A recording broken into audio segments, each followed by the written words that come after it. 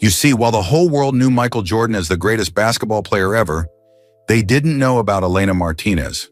They didn't know she was the one who found him crying in an empty gym after he got cut from the basketball team. They didn't know she sat in the bleachers every single day, cheering for a skinny kid everyone said was too small to play. And they definitely didn't know about the promise he made under an old oak tree. When I make it big, I'm coming back for you. I'm going to give you something beautiful. But here's the thing. Michael did make it big. He won 6 championships. He became a legend. And for 43 years, he carried a photograph of teenage Elena in his wallet. Never threw it away. Never forgot her. So why did it take him so long to come back? And what happened when he finally knocked on her door? Well, the woman who answered wasn't Elena. It was a young woman in her 20s who stared at him in shock and whispered, "You're Michael Jordan. My mother said you'd never come back." But that's just the beginning of this story. Because when Michael finally saw Elena again, she wasn't the healthy, happy girl from his memories. She was fighting for her life in a hospital bed. And she was hiding a secret that would change Michael's entire world. What was that secret? What was the beautiful gift Michael promised her all those years ago? And did Elena survive long enough to receive it? Stay with us through this entire story to find out. Because what happens next will make you believe in second chances, true love, and promises that last a lifetime. This is the incredible true story of how Michael Jordan kept a promise 43 years in the making. The black SUV rolled slowly down Market Street in Wilmington, North Carolina, its tinted windows hiding the man inside. Michael Jordan gripped the steering wheel tighter than he ever gripped a basketball. His hands were sweating. He was nervous. Michael Jordan, 6-time NBA champion, 5-time MVP, the greatest basketball player who ever lived, was nervous about knocking on a door. It was a quiet September morning. The sun was just starting to warm the old brick buildings downtown. Michael had left Charlotte at 5 in the morning, driving alone through the darkness. No security guards, no assistants, no cameras, just him and his memories, and one old photograph. He pulled into the parking lot of a small hotel on 3rd Street. The desk clerk, a young man with thick glasses, barely looked up as Michael checked in under the name James Mitchell. Michael kept his baseball cap low and his sunglasses on, even though they were inside.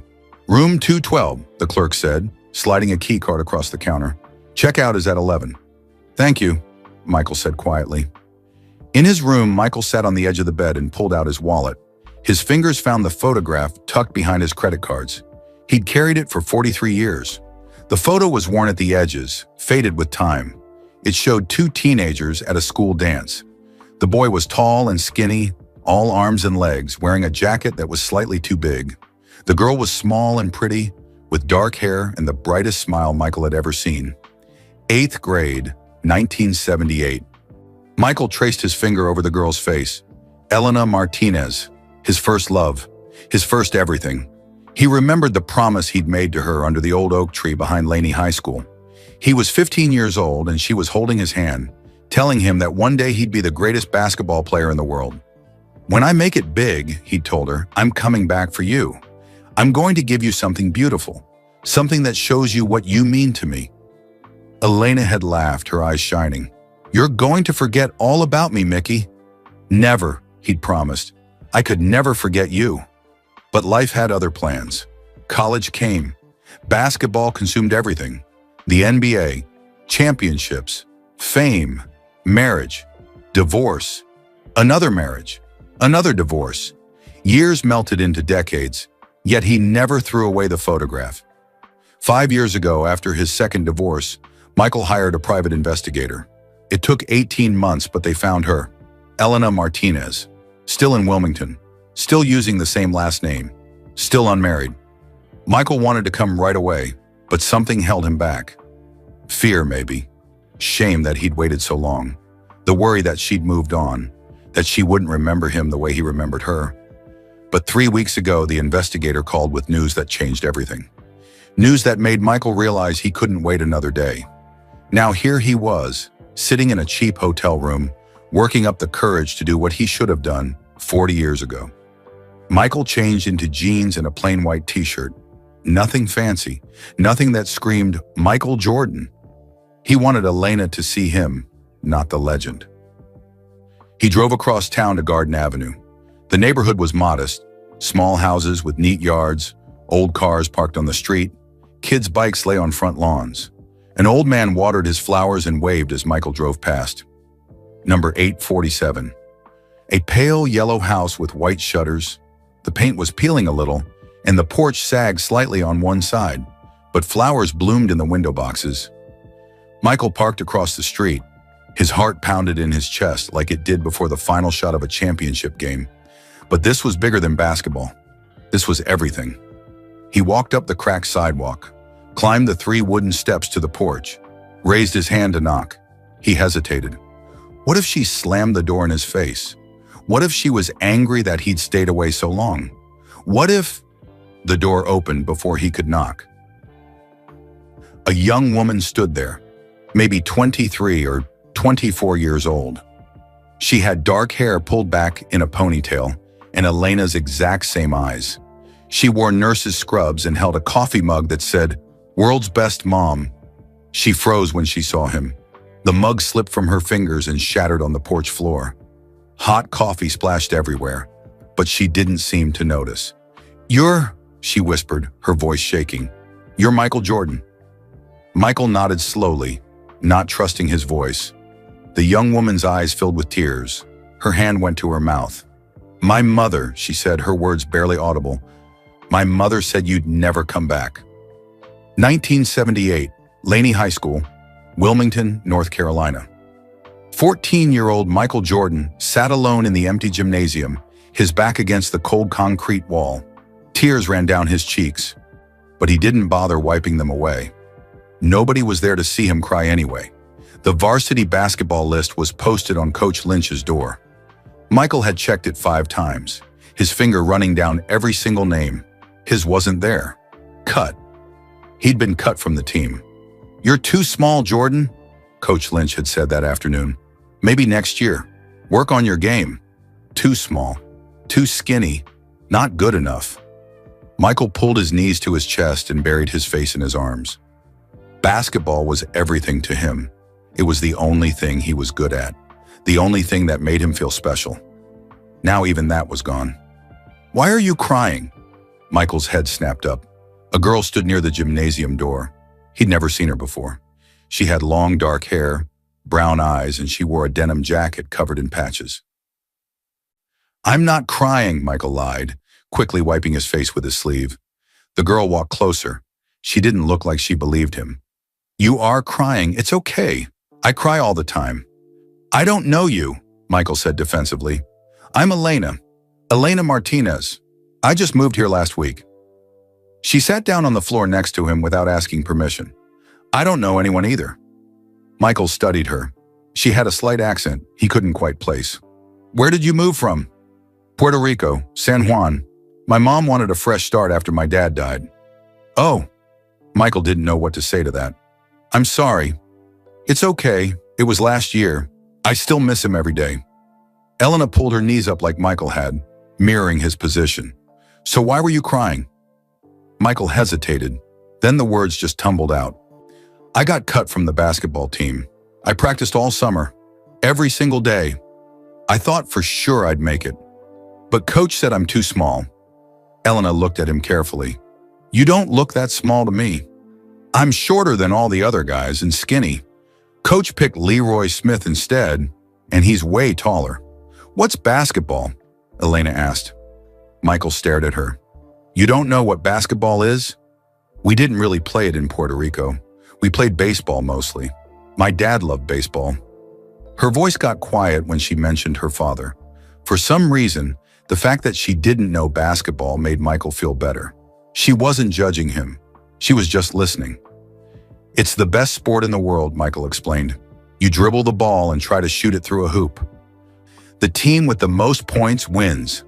"Can you teach me?" Elena asked. "What?" "Can you teach me how to play? I don't have any friends here yet. You seem nice, even if you were crying." She smiled. Michael felt himself smile back, even though his eyes were still wet. "Yeah, okay, I can teach you."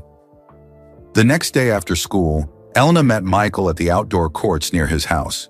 She'd never held a basketball before. She couldn't dribble without the ball bouncing off her foot. Her shots didn't even reach the rim. But she laughed the whole time, and she kept trying. "You're really bad at this," Michael said, grinning. "I know," Elena laughed. "But you're a really good teacher. Show me again how to shoot." Every day after school, they met at the courts. Elena slowly got better, but Michael got even better teaching her. He practiced harder than ever before, determined to show her new moves, new tricks. Within a month, they were best friends. Elena started coming to watch Michael practice, even when they weren't playing together. She'd sit on the bleachers doing her homework, looking up every few minutes to watch him. "You're amazing, Mickey," she'd say. Mickey, that was her nickname for him. Nobody else called him that. "I'm not that good," Michael would reply. "You are, I can see it. One day you're going to be the best basketball player in the whole world." Michael would laugh it off, but her words made something warm spread through his chest. Elena believed in him when nobody else did. One afternoon in November, Elena showed up at the courts with a present. It was a small notebook with a blue cover. She decorated it with stickers of basketballs and stars. "What's this?" Michael asked. "Open it." Inside on the first page, Elena had written in her careful handwriting, "Michael Jordan's Book of Dreams. Today you will be better than yesterday." Michael flipped through the pages. On each one, Elena had written something different. "You are going to be great. Don't give up. I believe in you, Mickey. The best is yet to come." There were 52 pages, 52 messages of hope. Michael felt his throat get tight. "Elena, I know you got cut from the team. I know it hurt. But my dad used to tell me something before he died. He said, 'Mia, when you fall down, you have two choices. Stay down or get back up stronger. You're going to get back up, Mickey, and I'm going to be right here, cheering for you.'" Michael hugged her. It was the first time he'd hugged anyone except his family. "Thank you. This is the best present anyone ever gave me." By spring, something had changed between them. They weren't just friends anymore. Michael would get nervous when Elena smiled at him. His heart would race when their hands accidentally touched. One warm May evening, they sat under the old oak tree behind Laney High School. The sun was setting, painting the sky orange and pink. "Mickey," Elena said softly, "do you ever think about the future?" "Sometimes. I'm going to make the varsity team next year. I'm going to work harder than everyone else. I'm going to prove Coach Lynch wrong." "I know you will. And then what?" "College, maybe. If I'm good enough. Play basketball there." Elena was quiet for a moment. Then she said, "What about us?" Michael's heart stopped. "Us? Yeah, you and me. Do you?" She trailed off, her cheeks turning red. Michael took her hand. It was small and warm in his. "Elena, you're my best friend. You're more than that. You're everything. You're everything to me too, Mickey." They kissed under the oak tree as the sun set. It was clumsy and sweet and perfect. That summer they were inseparable, young and in love in the way only 15-year-olds can be, completely and without fear. One August night, sitting under their oak tree, Michael made his promise. "When I make it big," he told her, holding both her hands, "I'm coming back for you. I'm going to give you something that shows you what you mean to me. Something beautiful." Elena laughed, but her eyes were serious. "You're going to forget all about me, Mickey. You're going to be famous and have a million girls chasing after you." "Never," Michael said fiercely. "I could never forget you. You're the one who believed in me first. You're the one who saw me when I was nobody. I promise, Elena. One day I'm coming back." Elena touched his face gently. "Then I'll wait for you, Mickey Jordan. I'll wait forever if I have to." They carved their initials into the oak tree that night. MJ plus EM. Michael kept the blue notebook Elena gave him. He wrote in it every day, just like she'd written encouraging words for him. He documented his dreams, his struggles, his small victories, and he never forgot his promise. Present day, September 2024. Michael Jordan stood on the porch, staring at the young woman who had Elena's eyes. Coffee dripped from the broken mug at their feet, forming a dark puddle between them. "Please," Michael said quietly, finding his voice. "I need to see her. I need to see Elena." The young woman's hands were shaking. She crossed her arms over her chest like she was trying to hold herself together. You can't just show up after all these years and… I know, Michael interrupted. I know I should have come sooner. I know I don't deserve… Mom's not here. The words came out sharp, cutting him off. Michael felt his stomach drop. Where is she? The young woman studied his face for a long moment. She seemed to be deciding something. Finally, she stepped back from the doorway. You should come inside. Michael followed her into the small house. The living room was tidy but worn. An old couch sat against one wall. Its cushions faded from years of use. Family photos covered every surface. The young woman at different ages, school pictures, graduation photos, but no wedding pictures, no photos of a man, and everywhere hidden among the family photos were pictures of Michael. His breath caught in his throat. There on the bookshelf, a framed newspaper clipping from his first NBA championship. On the wall, a magazine cover from his MVP season. In a scrapbook lying open on the coffee table, dozens of articles all carefully cut out and preserved. She never missed a game, the young woman said softly, following his gaze. Not one. Even the ones that aired at 3 in the morning. She'd set her alarm, wake up, and watch you play. Then she'd go to work on 3 hours of sleep. Michael picked up the scrapbook with trembling hands. Page after page of his career, documented like a precious history. Notes written in the margins in Elena's handwriting. His best game yet. So proud. I knew you could do it, Mickey. I'm Sophia, the young woman said. Sophia Martinez. I'm Elena's daughter. Michael looked up sharply. Daughter? I'm 23. Sophia walked to the window, her back to him. Mom raised me by herself. It was always just the two of us. Where's your father? Michael asked, though something in his chest was already tightening with an answer he couldn't quite reach. Gone.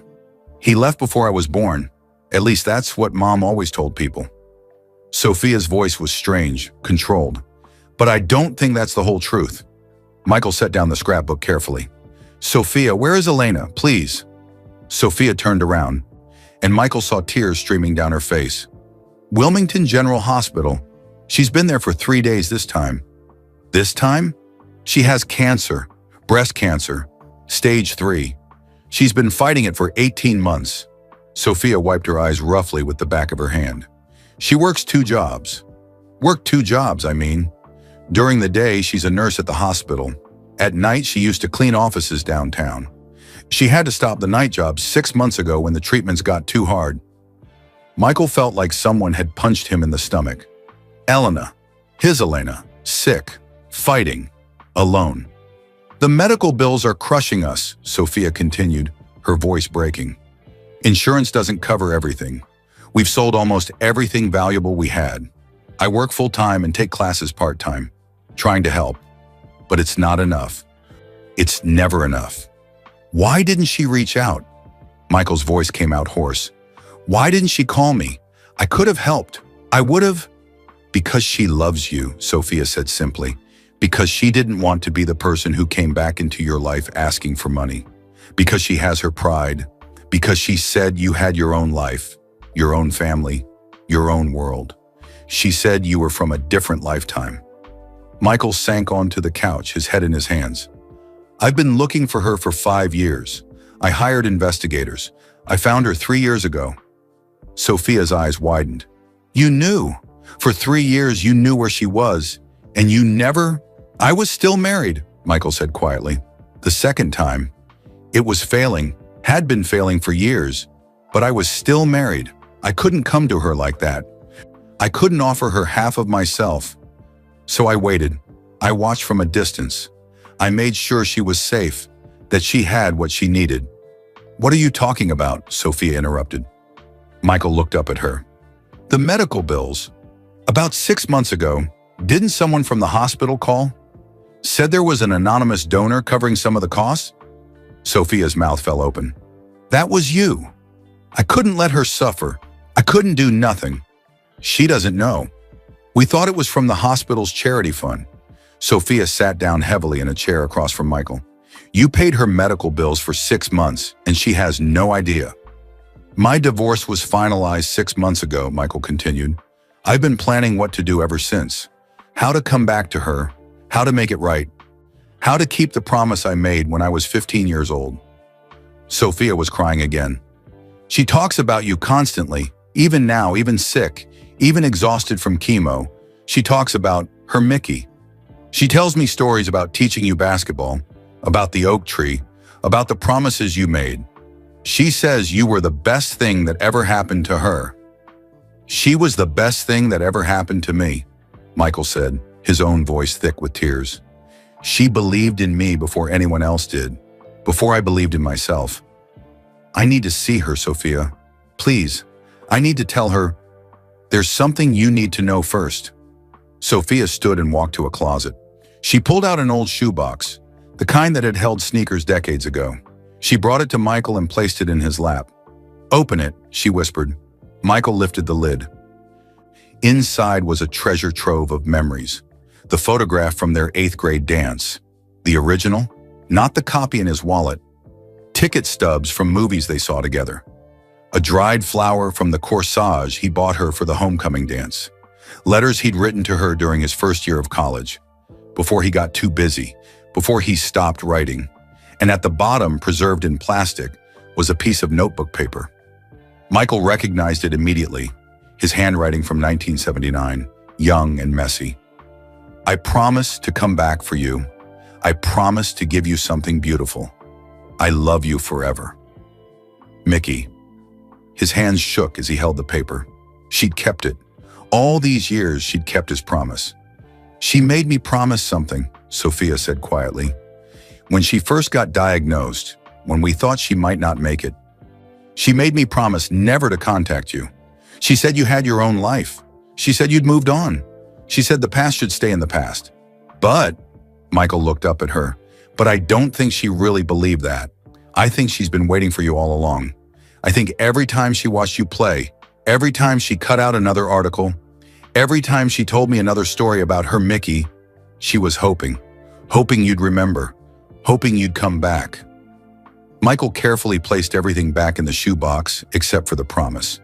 He held that in his hands like it was made of glass.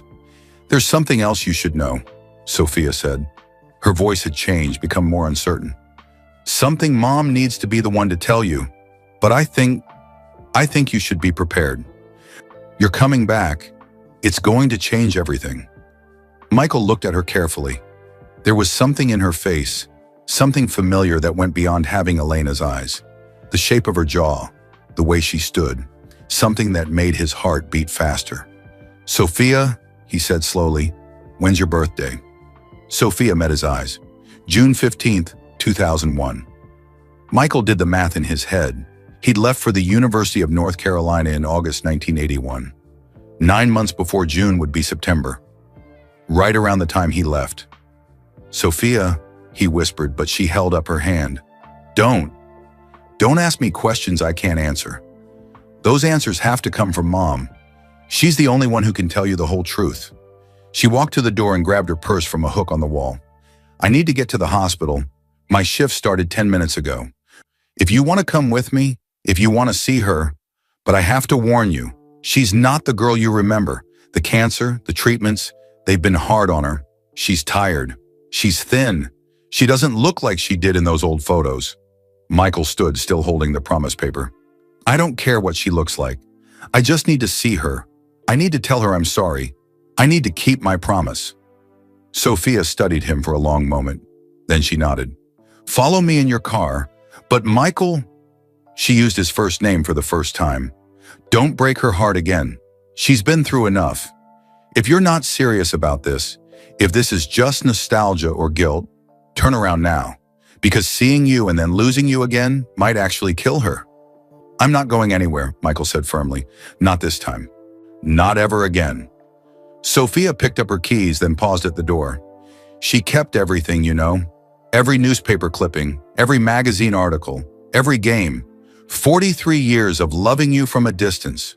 43 years of believing in you. 43 years of waiting. She looked directly into Michael's eyes. Don't let it have been for nothing. Michael followed Sophia's beat-up Honda Civic through the streets of Wilmington. His hands gripped the steering wheel so tight his knuckles turned white. His heart pounded against his ribs like it was trying to escape. Elena was sick. Elena had cancer. Elena had been fighting alone for 18 months. And Sophia, June 15, 2001. The math kept circling in his head like a basketball spinning on his finger. Could she be his daughter? Was it possible? No. He was getting ahead of himself. Sophia said her mother needed to tell him the truth. He had to wait. He had to be patient. But patience had never been Michael's strength. Wilmington General Hospital was a large brick building on the north side of town. Sophia parked in the employee lot, and Michael pulled in beside her. When he stepped out of his SUV, he noticed people starting to stare. "Is that? No way! Michael Jordan? Here? Someone get a picture!" Sophia grabbed his arm. "Come on, stay close to me." She led him through a side entrance, flashing her hospital badge at security. The guard's eyes went wide when he recognized Michael, but Sophia moved quickly, pulling Michael down a hallway before anyone could stop them. "Mom's in the oncology ward," Sophia explained as they walked. "4th floor. She has a semi-private room, but her roommate was discharged yesterday, so she's alone right now." They took the elevator up. Michael's reflection stared back at him from the metal doors. A 51-year-old man who looked terrified. He'd faced down the best defenders in basketball history without blinking. He'd taken game-winning shots with millions watching. But walking toward Elena's hospital room felt harder than anything he'd ever done. The elevator doors opened. The oncology ward was quiet. Soft lighting, pale green walls. Nurses moved quietly between rooms. A few patients shuffled down the hallways in robes, pushing IV poles. Sophia stopped outside room 417. Her hand rested on the door handle. "She's probably sleeping," Sophia whispered. "The chemo makes her so tired. Sometimes she sleeps 16 hours a day. When she's awake, she's not always herself. The pain medication makes her confused sometimes." "I understand," Michael said softly. "Do you?" Sophia turned to face him, her eyes fierce. "Do you really? Because the woman in there isn't the girl you remember. She's not young and healthy and full of dreams. She's sick and scared and in pain. If you walk through this door, you can't unsee that. You can't pretend everything is like it was in 1978. "I don't want to pretend," Michael said. "I just want to see her." Sophia searched his face for something. She must have found it because she nodded and slowly opened the door. The room was small and sterile. Medical equipment beeped softly. Afternoon sunlight filtered through thin curtains, casting pale shadows across the bed. And there she was, Elena. Michael's breath caught in his throat. Sophia was right. She didn't look like the girl in his photographs. She was thin, so thin the hospital gown seemed to swallow her.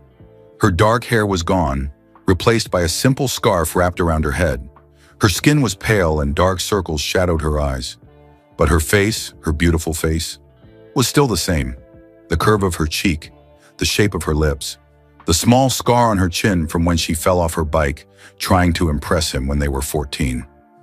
Michael's eyes filled with tears. He walked slowly to her bedside, hardly daring to breathe. In his hand, he still carried a bouquet of daisies he'd bought at the hospital gift shop. Daisies had been her favorite flower. Elena was sleeping, her breathing slow and steady. An IV dripped clear fluid into her arm. A monitor tracked her heartbeat, steady and strong despite everything. "Hi, Mom," Sophia said softly, moving to the other side of the bed. "I brought someone to see you." Elena's eyes fluttered open slowly. She blinked a few times, confused, trying to focus. Her gaze landed on Sophia first. "Mija," she whispered, her voice rough. "You're supposed to be at work." "I am at work, Mama. I'm on shift." Sophia took her mother's hand. "But you have a visitor." Elena turned her head on the pillow, and her eyes found Michael. For a long moment, she just stared. Her expression didn't change. Michael wondered if she recognized him, if the medication had her too confused, if... "Mickey?" The word came out as barely a breath. Michael's heart broke and soared at the same time. "Hi, Elena." Her hand flew to her mouth. Tears immediately filled her eyes and spilled down her cheeks. No, this isn't real. I'm dreaming again. The morphine makes me dream about you." "You're not dreaming."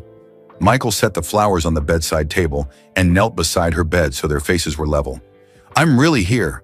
I'm really, really here." Elena reached out with a shaking hand and touched his face, her fingers trembling against his cheek. "Mickey," she whispered again, "you came back. You actually came back." "I'm so sorry it took so long," Michael said, his voice breaking. He took her hand in both of his and pressed it to his lips. "I'm so sorry, Elena." "You came back," she repeated, like she couldn't believe it. Then her eyes went wide and she tried to sit up. "Oh no, oh Mickey, no, you can't see me like this. I look terrible. I'm not pretty anymore. I don't have my hair, and I'm so thin, and—" "Stop," Michael said gently, pressing her hand to his heart. "Elena Martinez, you are the most beautiful thing I have ever seen in my entire life." "I'm sick," she protested, tears streaming down her face. "I'm dying." "You're not dying," Michael said fiercely. "Do you hear me? You're not dying, you're fighting, and you're going to win, because you're the strongest person I've ever known." Elena laughed through her tears, the sound weak but genuine. "You always were a terrible liar, Mickey Jordan." Michael smiled, wiping his own eyes. "I'm not lying, you are strong. You believed in a skinny kid who got cut from the basketball team. You saw greatness in someone everyone else overlooked. That takes strength. That takes vision. That takes courage." "I just saw you," Elena whispered. "The real you. Not the basketball player. Just you." They sat in silence for a moment, just looking at each other. 43 years melted away.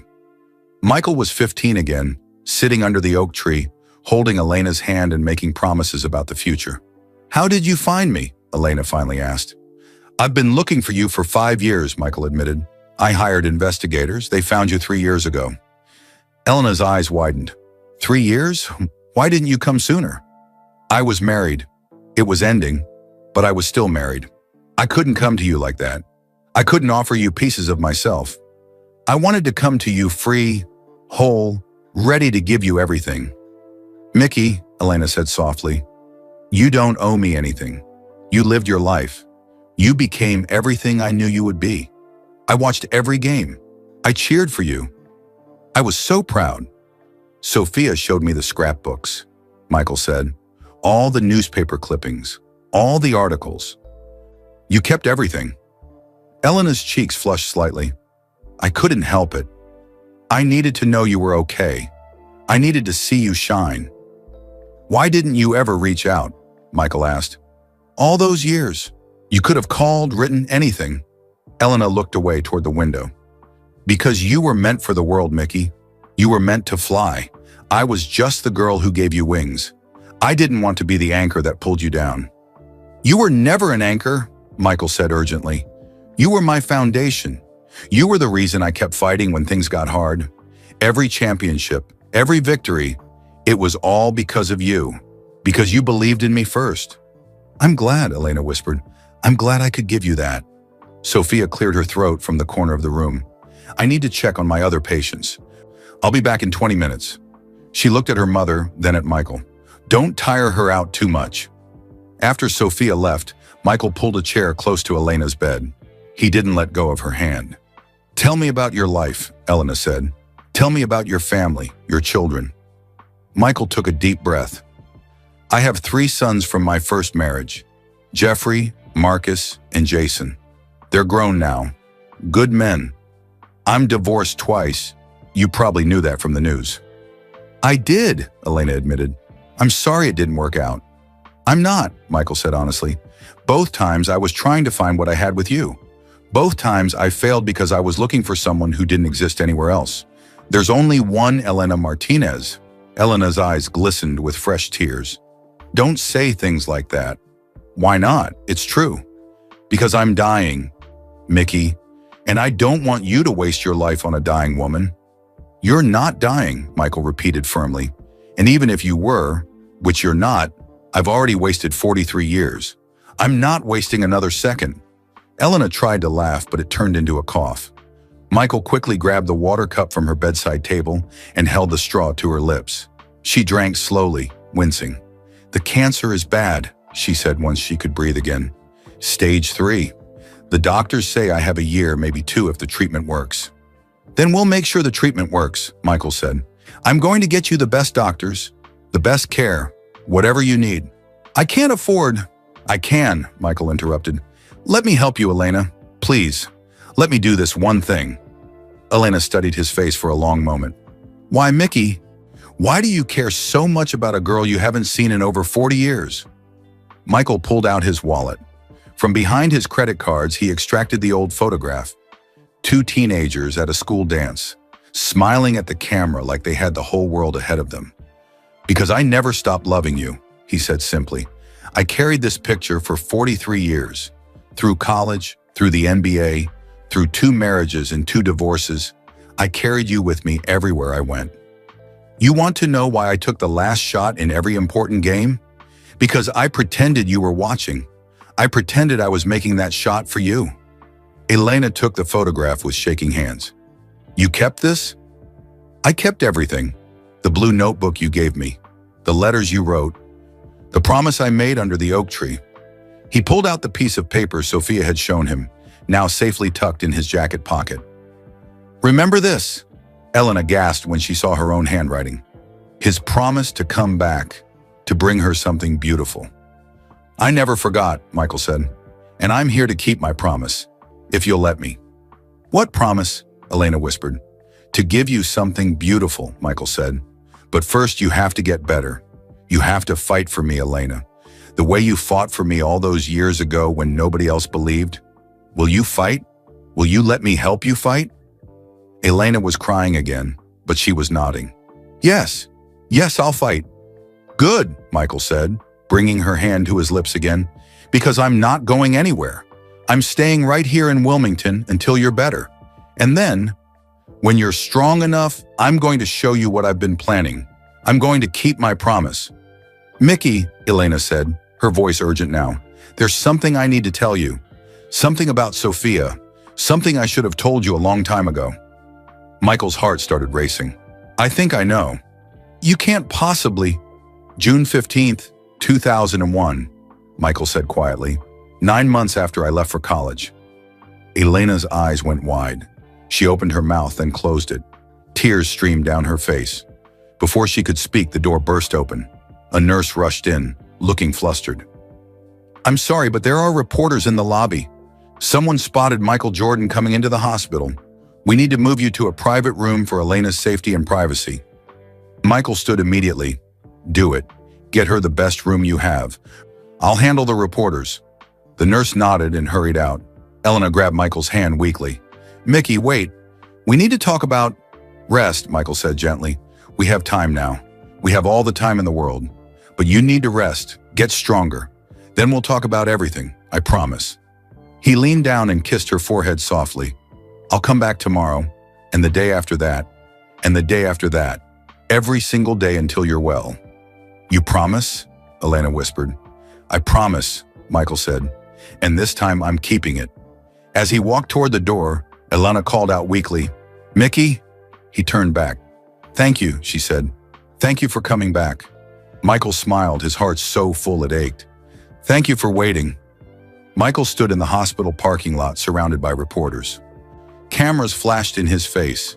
Microphones were shoved toward him from every direction. Mr. Jordan, why are you in Wilmington? Is it true you're visiting someone in the hospital? Are you here for a family member? Michael, over here, is this about a health issue? Michael held up his hand, and the crowd quieted slightly. He'd faced media his entire career, but this felt different. This was personal. This was about Elena. I'm in Wilmington visiting an old friend who's sick, he said simply. I'd appreciate privacy for her and her family during this difficult time. Thank you. He pushed through the crowd and climbed into his SUV. As he drove away, he could see reporters running to their cars, probably planning to follow him. He took 3 random turns, doubled back twice, and finally lost them near the river. Michael didn't go back to his hotel. Instead, he drove to the old neighborhood where he grew up. The streets looked smaller than he remembered. The houses were older, more worn, but the basketball court where he'd practiced for hours, where Elena had watched him from the bleachers, was still there. He parked and walked onto the cracked concrete. The rusty hoop still stood at one end, tilted slightly to the left. How many thousands of shots had he taken here? How many times had Elena sat right over there, doing her homework and calling out encouragement? "You're going to be great, Mickey. That was beautiful. Again, do it again." Michael sat down on the same bleacher where Elena used to sit. He pulled out his phone and made a call. "Dr. Morrison, this is Michael Jordan. I need your help." Dr. Robert Morrison was one of the best oncologists in the country. Michael had met him at a charity event years ago. "Michael? Of course, what can I do for you?" "I have a friend, stage 3 breast cancer. She's been in treatment for 18 months at Wilmington General Hospital in North Carolina. I need you to look at her case. I need the best possible care for her. Send me her information. I'll review her files tonight." "Thank you. Money is no object. Whatever she needs." "I understand. I'll call you tomorrow." Michael hung up and made another call, then another. By the time the sun was setting, he'd arranged for a team of specialists to review Elena's case, secured a private room at the hospital, and set up a payment plan to cover all her medical expenses going forward. But his mind kept circling back to one thing: Sophia. June 15th, 2001. He'd left for the University of North Carolina in August 1981. He remembered the day perfectly. Elena had cried. He'd promised to call every week, to visit during breaks, to never forget her. But college was overwhelming. Basketball consumed everything. The calls became less frequent. The visits stopped. By Thanksgiving, they drifted apart. By Christmas, they'd stopped talking altogether. He'd told himself it was for the best. He was going places. She deserved someone who could be there for her. But what if Elena had been pregnant? What if she tried to call and he'd been too busy to answer? What if she'd made the impossible choice to raise their child alone rather than ruin his future? Michael's hands shook as he gripped his phone. Sophia was 23. She had his jawline, his height, the way she moved. There was something athletic about it, something familiar. But Elena said her daughter's father had left before Sophia was born. Had that been a lie to protect him? To protect his career? He needed to know the truth. But Elena had been too weak today to tell him. Tomorrow he would ask her directly. Michael drove back to his hotel as night fell. He ordered room service but couldn't eat. He tried to watch TV but couldn't focus. Finally, he lay in bed staring at the ceiling, thinking about everything that had happened in one impossible day. At midnight, his phone rang. Sophia. "Hello? She's asking for you." Sophia's voice was tight. "She can't sleep. She keeps saying your name. Can you come back? I'll be there in 10 minutes. Michael threw on clothes and drove back to the hospital. This time, he went through the emergency entrance to avoid any lingering reporters. Sophia met him at the door. "She's in room 612 now. Private room like you arranged." Sophia studied his face in the harsh, fluorescent light. "Thank you for that, for everything you did today." "It's nothing," Michael said. "It's not nothing." Sophia's voice cracked. "The doctors came by an hour ago. They said a team of specialists is reviewing her case. The best oncologists in the country. That was you, wasn't it?" Michael nodded. "Why?" Sophia asked. "Why are you doing all this?" "Because I love your mother," Michael said simply. "I always have." Sophia's eyes filled with tears. "She loves you too. She always has. Even when she pretended not to. Even when she told herself it was just a childhood memory. She never stopped loving you." They stood in silence for a moment. Then Sophia said, "She wants to tell you about my father, about what really happened. But she's scared." "Scared of what?" "That you'll hate her, that you'll think she should have told you sooner, that you'll be angry." Sophia took a deep breath. "I think you should prepare yourself, Michael. I think the conversation you're about to have is going to change your whole life." Michael's heart pounded. "Sophia, I need to ask you something." "I know what you're going to ask," Sophia interrupted, "and I can't answer it. It's not my story to tell. It's Mom's." She led him to Elena's new room. It was much nicer, bigger, with a view of the city lights.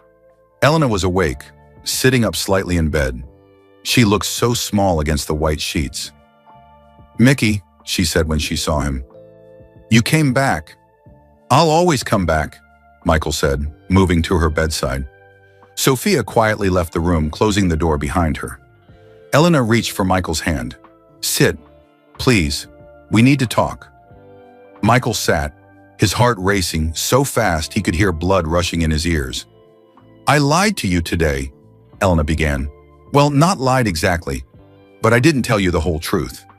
"About Sophia," Michael said quietly. Elena's eyes widened. "You know? I suspect, but I need to hear it from you. I need to know the truth, Elena. All of it." Elena took a shaky breath. Her fingers trembled in his. "When you left for college in August 1981, I was already pregnant. I didn't know yet. I found out in October." Michael felt the world tilt beneath him. "You were pregnant with my baby?" "Yes." Tears streamed down Elena's face. "I was 17 years old and pregnant and terrified. I tried to call you. I called your dorm room 5 times. You were always at practice or studying or out with your new friends. I left messages, but you never called back." Michael's chest tightened. He remembered those messages. "Girl from home called," his roommate would say. He'd meant to call back. He'd always meant to call back. But there was always practice. Always another game. Always something more urgent. "I'm sorry," he whispered. "God, Elena, I'm so sorry." "I wrote you a letter," Elena continued. "I told you everything. That I was pregnant. That I was scared. That I needed you. I mailed it to your dorm in November." "I never got it," Michael said desperately. "I swear, I never got any letter." "I know. I found out later that your roommate threw it away. He thought I was just some girl trying to trap you, to ruin your future."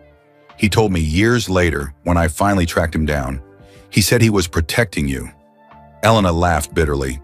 "Protecting you from your own child." Michael stood up, his hands in his hair. No, this can't be true. Sophia is my daughter, and I never knew? I'm so sorry, Mickey. I should have tried harder. I should have driven to Chapel Hill and found you myself. But my mother," Elena's voice broke, "my mother convinced me that telling you would ruin everything. Your scholarship, your future, your dreams. She said you'd feel obligated to come back, to give up basketball, to marry me. She said it would destroy you." "So you raised her alone," Michael said, his voice hollow. "My mother helped at first, but she died when Sophia was 5. After that, it was just us. I worked 2, sometimes 3 jobs. I put myself through nursing school at night. Sophia wore secondhand clothes and ate peanut butter sandwiches most days. But we made it work. We survived." Michael turned back to her, tears running down his face. "You should have told me. Later, when I was in the NBA, when I had money, when I could have helped, you should have told me." "How?" Elena asked. "How was I supposed to call Michael Jordan, superstar, and say, 'Hey, remember me? Remember that girl from high school? Guess what? You have a daughter.' You would have thought I was lying. You would have thought I was just another person trying to get money from you." "No," Michael said fiercely. "No, I would have believed you. I would have—" "Would you?" Elena interrupted. "Really? Or would your lawyers have demanded a paternity test? Would your PR team have made me sign non-disclosure agreements? Would you have paid me off to keep quiet and go away?" Michael had no answer, because he didn't know. He wanted to believe he would have done the right thing, but the truth was, he'd been surrounded by people who protected him from everything, who saw threats everywhere. "I watched you build your life," Elena said softly. "I watched you become the greatest basketball player in the world. I watched you get married, have children, build a family, and I thought, good. He got to live his dreams. He got to fly. I didn't want to be the person who came back and ruined that." "You wouldn't have ruined anything," Michael said, his voice breaking. "You would have completed it. God, Elena, I have a daughter. A 23-year-old daughter I never knew. I missed everything. Her first steps, her first words, teaching her to ride a bike, first day of school, graduations, everything." "I know," Elena whispered. "I'm sorry. I'm so sorry." Michael sat back down heavily. He put his head in his hands and wept. For the lost years, for the daughter he'd never known, for Elena, who'd carried this burden alone. After a long moment, he looked up. "Does Sophia know? Does she know I'm her father?" "She's known since she was 12, Elena admitted. She saw you on TV and said, "Mom, why do I look like that basketball player?" I couldn't lie to her anymore. So I told her the truth, that her father was Michael Jordan, that you didn't know about her, that it was my choice to keep it secret. How did she react? She was angry at first, angry at me for not telling you, angry at you for not being there, even though you didn't know. But she grew up. She understood. She's an amazing young woman, Mickey, smart and kind and strong. You would be so proud of her. I want to know her, Michael said urgently. I want to be her father.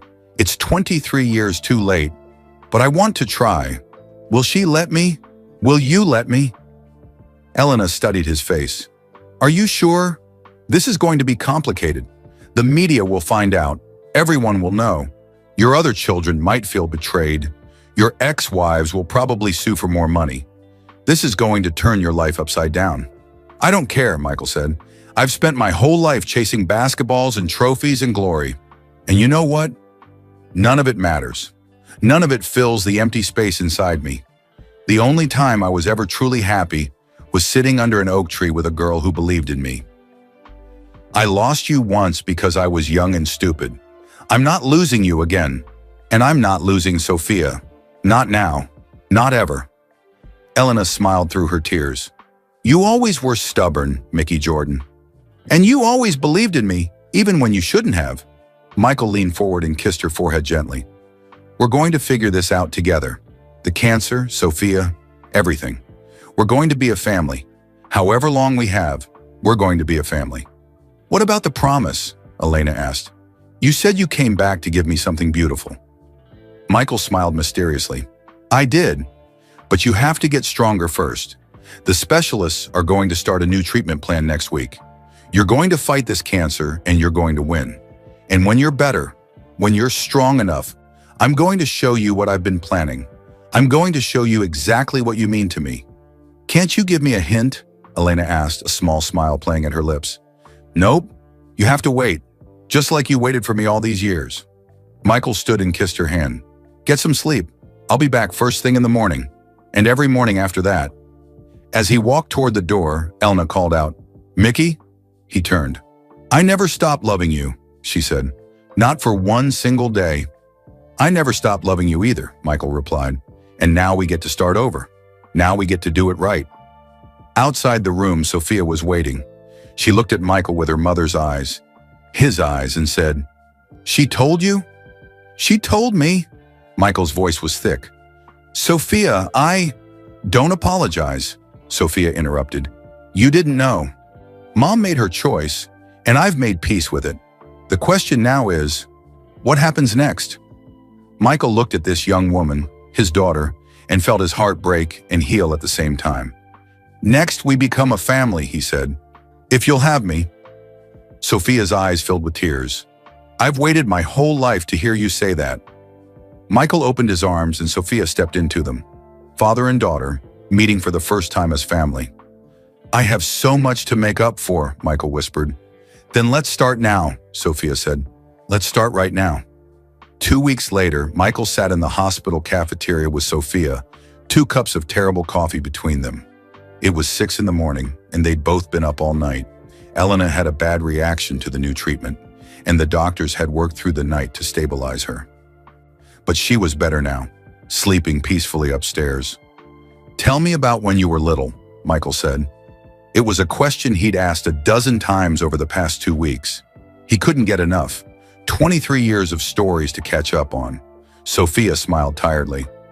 What do you want to know? Everything. Anything. What was your favorite toy? A stuffed basketball. Sophia laughed at Michael's expression. Mom bought it for me when I was 3. She said it was because basketball was important to our family, but she wouldn't tell me why. I carried that thing everywhere. Named it Mickey. Michael's throat tightened.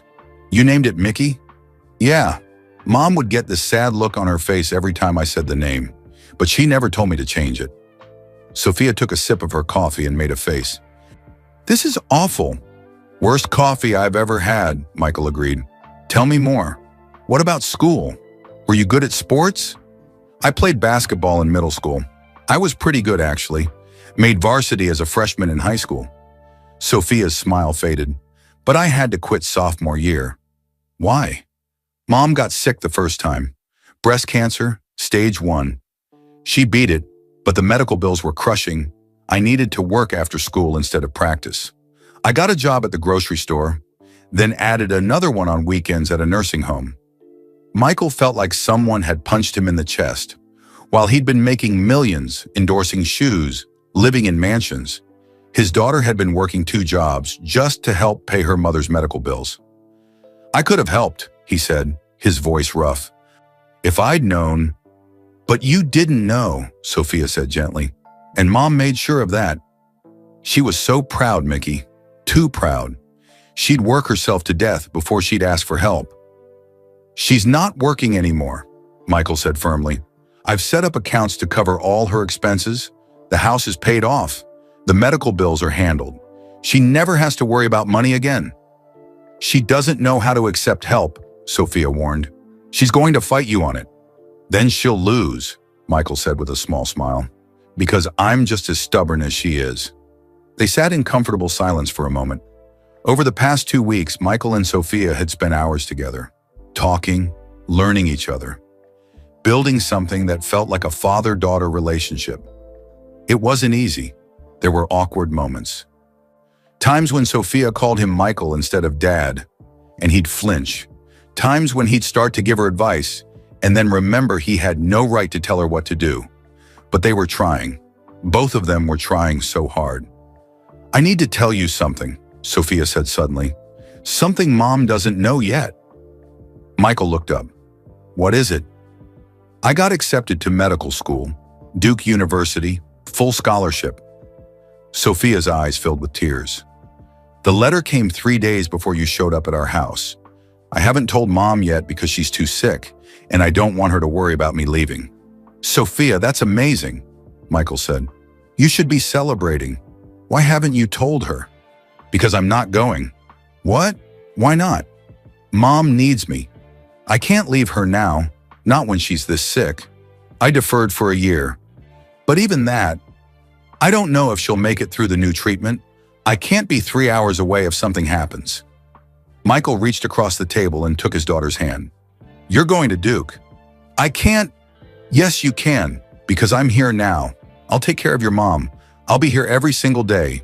You go follow your dreams, just like your mom wanted me to follow mine. Sophia shook her head. It's not the same. You didn't know about me. I know about Mom. I can't just abandon her. You're not abandoning her. You're living. That's what she wants more than anything. Michael squeezed her hand. Let me do this, Sophia. Let me be your father. Let me take care of your mother so you can go be amazing. Please. Sophia was crying now. What if she gets worse? What if she needs me and I'm not here? Then I'll call you and you'll come home. Duke is 3 hours away, not 3,000. But you're going to regret it for the rest of your life if you don't go. And your mom will never forgive herself if you give up medical school for her. You sound like her, Sophia said, wiping her eyes. She always says stuff like that. Then she's as smart as she is beautiful. Michael smiled. Tell her about Duke. She'll want to celebrate with you. She'll want to be proud. Okay, Sophia agreed. I'll tell her today when she wakes up. Michael's phone buzzed. A text from Dr. Morrison. New treatment showing promise. We'll call at noon with full update. Hope. Real hope for the first time in weeks. The doctors think the new protocol is working, Michael said, showing Sophia the text. Your mom's going to beat this. I want to believe that, Sophia said quietly. But I've watched her fight this before. I've seen how hard it is, how much it takes out of her. This time is different. This time she has the best doctors, the best medicine, and she's not fighting alone. Michael stood up. Come on, let's go check on her. And then I need to show you something. Show me what? A surprise. Something I've been working on. They took the elevator back to Elena's floor. She was awake when they walked in, looking much better than she had a few hours ago. Her color was better, and she was sitting up slightly. There's my favorite people, Elena said, her voice stronger than it had been in days. How are you feeling, Mom? Sophia asked, kissing her mother's cheek. Like I got hit by a truck, but a smaller truck than yesterday. Elena smiled at Michael. Good morning, Mickey. Good morning. Beautiful, Michael said, taking his usual seat beside her bed. He'd barely left this room in 2 weeks except to sleep a few hours at the hotel. You need to go home and rest, Elena scolded. You look exhausted. I'm fine. You're not fine.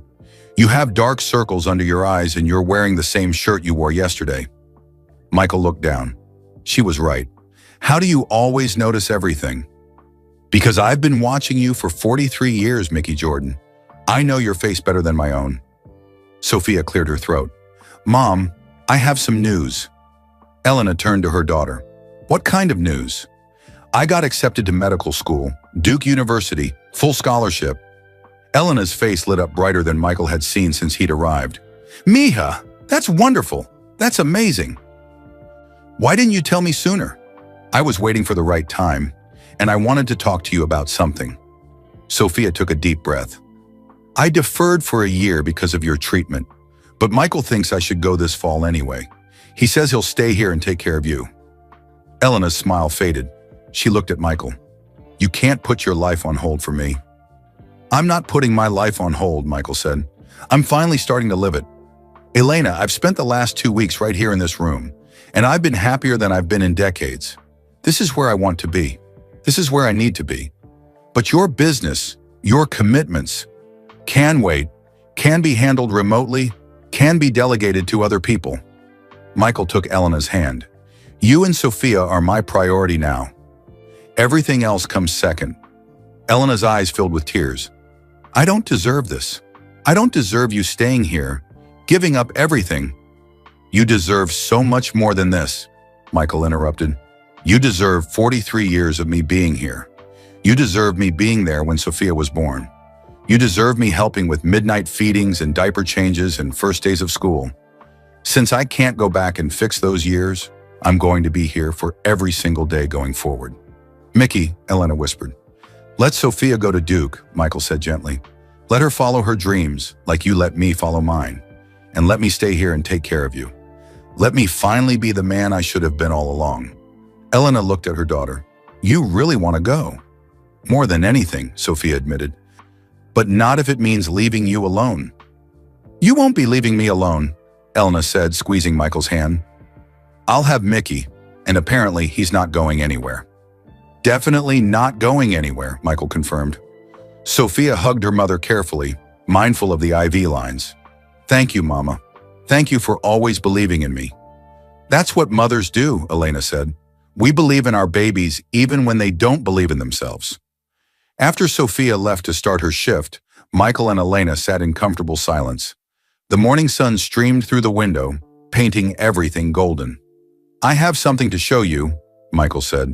The doctors say you're strong enough to go outside for a little while. Will you let me take you to the garden? The hospital garden? Not exactly. Michael smiled mysteriously. Trust me? I've always trusted you, Mickey. Michael called for a nurse, who helped get Elena into a wheelchair. They wrapped a warm blanket around her and placed a knit cap on her head. She looked small and fragile, but her eyes were bright with curiosity. Michael wheeled her through the hospital corridors, into the elevator, and down to the first floor. But instead of going to the regular garden, he took her to a private wing of the hospital that was normally closed to visitors. Where are we going? Elena asked. You'll see. He used a key card, provided by the hospital administrator, to open a set of double doors. Beyond them was a beautiful enclosed courtyard that Elena had never seen before. But it wasn't the courtyard that made her gasp. In the center of the garden, someone had planted a large oak tree. Not just any oak tree, but a tree that looked remarkably similar to the one from behind Laney High School, the one where they'd carved their initials, the one where Michael had made his promise. Beneath the tree was a wooden bench with a brass plaque that read, Where Elena Martinez taught Michael Jordan to dream. Mickey, Elena breathed. What is this? This is part 1, Michael said, wheeling her closer. I had the old oak tree from our school transported here. The school was going to cut it down to make room for a new building. I bought it and had it replanted here. Look. He pointed to a spot on the trunk. There, preserved and protected with clear resin, were their initials, MJ plus EM, carved in 1978. Elena reached out with a shaking hand to touch the carving. You saved our tree. I saved our memories, Michael corrected. But that's just the beginning. Look around. For the first time, Elena noticed the rest of the garden. Along the walls were dozens of frames, each containing something from their past. The photograph from their 8th grade dance, professionally restored and enlarged. The blue notebook Elena had given him, displayed in a climate-controlled case. Every encouraging message she'd ever written him, now beautifully calligraphed and framed. Letters he'd written to her in college, the ones she'd kept all these years. Ticket stubs from movies they'd seen together. A pressed flower from the corsage he'd bought her for homecoming. Michael's 6 NBA championship rings, each mounted on velvet with a small card beneath. For Elena, who believed first. Elena couldn't finish the sentence. She was crying too hard. This is our life, Michael said softly. The life we had, the life we should have had. All the pieces we lost, brought back together. He wheeled her to a large screen mounted on the wall. He pulled out a remote and pressed play. The screen came to life with a video. It started with their old high school, then showed faces Elena hadn't seen in decades. Mrs. Henderson, their English teacher. Elena was the kindest student I ever had. She saw the best in everyone. Coach Lynch. I was wrong about Michael. Elena knew before any of us that he'd be special. Old classmates, one after another, sharing memories of young Michael and Elena. Then the video shifted. It showed Michael's greatest basketball moments. The shots, the championships, the victories. But overlaid on each clip was Michael's voice. This is the moment I wished you were there. I made this shot thinking of you. Every victory was hollow without you to share it. I kept looking for you in the crowd, even though I knew you weren't there. The video ended with recent footage, Michael talking directly to the camera, his eyes wet with tears. Elena, you gave me wings when I was just a kid who couldn't fly. You believed in me before I was anyone worth believing in. Every success in my life started with you. Every championship, every achievement, every moment of glory, it all goes back to a girl who saw greatness in a skinny kid who got cut from the basketball team. I spent 43 years trying to prove I was worthy of your belief, and now I know the truth. I was always worthy because you said I was. Your belief made it so. The screen went dark. Elena was sobbing, her hands over her face. Michael knelt beside her wheelchair and gently pulled her hands away. This garden is yours, he said. The hospital has agreed to maintain it permanently. Whenever you're here for treatment, you can come sit under our tree. You can remember that we were young once, and in love, and full of dreams. And you can know that those dreams came true. Not because I made it to the NBA, but because I found my way back to you. Mickey, Elena whispered, this is the most beautiful thing anyone has ever done for me. This isn't the real gift, Michael said, reaching into his pocket. This is just the setting. He pulled out a small blue velvet box. Elena's breath caught. What? Before I show you what's inside, I need to ask you something I should have asked 45 years ago. Michael opened the box to reveal a simple, beautiful ring. It wasn't expensive or flashy. The band was silver, and embedded in it was a tiny piece of basketball net. This is the net from my first varsity game, Michael explained. The game where I finally proved I wasn't too small. The game you came to watch, even though we weren't dating yet. You sat in the bleachers and cheered louder than anyone, remember? Elena nodded, unable to speak. You've been with me for every important moment of my life, even when you weren't physically there. You've been in my heart, in my thoughts, in every decision I've made. Michael took the ring from the box. Elena Martinez, I've loved you since I was 14 years old. I've loved you through 2 failed marriages, through decades of separation, through everything life has thrown at us. And I want to love you for whatever time we have left, whether that's 1 year or 50 years. He held the ring up, his hands shaking. Will you marry me? Elena stared at the ring, then at Michael's face. Tears streamed down her cheeks, soaking into the blanket wrapped around her shoulders. Mickey, she whispered, I'm sick. I might not have long. The doctors say... I don't care what the doctors say. Michael interrupted gently. I've faced impossible odds my whole life. Everyone said I was too small for basketball, too short, not good enough. But I kept fighting because you believed in me. Now it's my turn to believe in you. We're going to fight this cancer together, and we're going to win. But what if we don't? Elena's voice cracked. What if I only have months? What if the treatment fails? You can't tie yourself to a dying woman. Michael reached up and cupped her face in his hands. Elena, listen to me. If we get 1 month, 6 months, 1 year, or 50 years, I want every single day. I wasted 43 years. I'm not wasting another second. Your children, Elena protested weakly. Your sons from your first marriage. What will they think? Their father marrying some woman they've never met? I've already talked to them, Michael said. I called them the day after I found you. I told them everything. About you, about us, about Sophia. They want to meet you. Jeffrey said, Dad, you've never talked about anyone the way you talk about her. If she makes you happy, that's all that matters. And your ex-wives? We'll be fine. They have their lives. I have mine. And my life is here with you. Michael smiled. Stop making excuses, Elena Martinez. The only question that matters is, do you love me? You know I do, Elena said, laughing through her tears.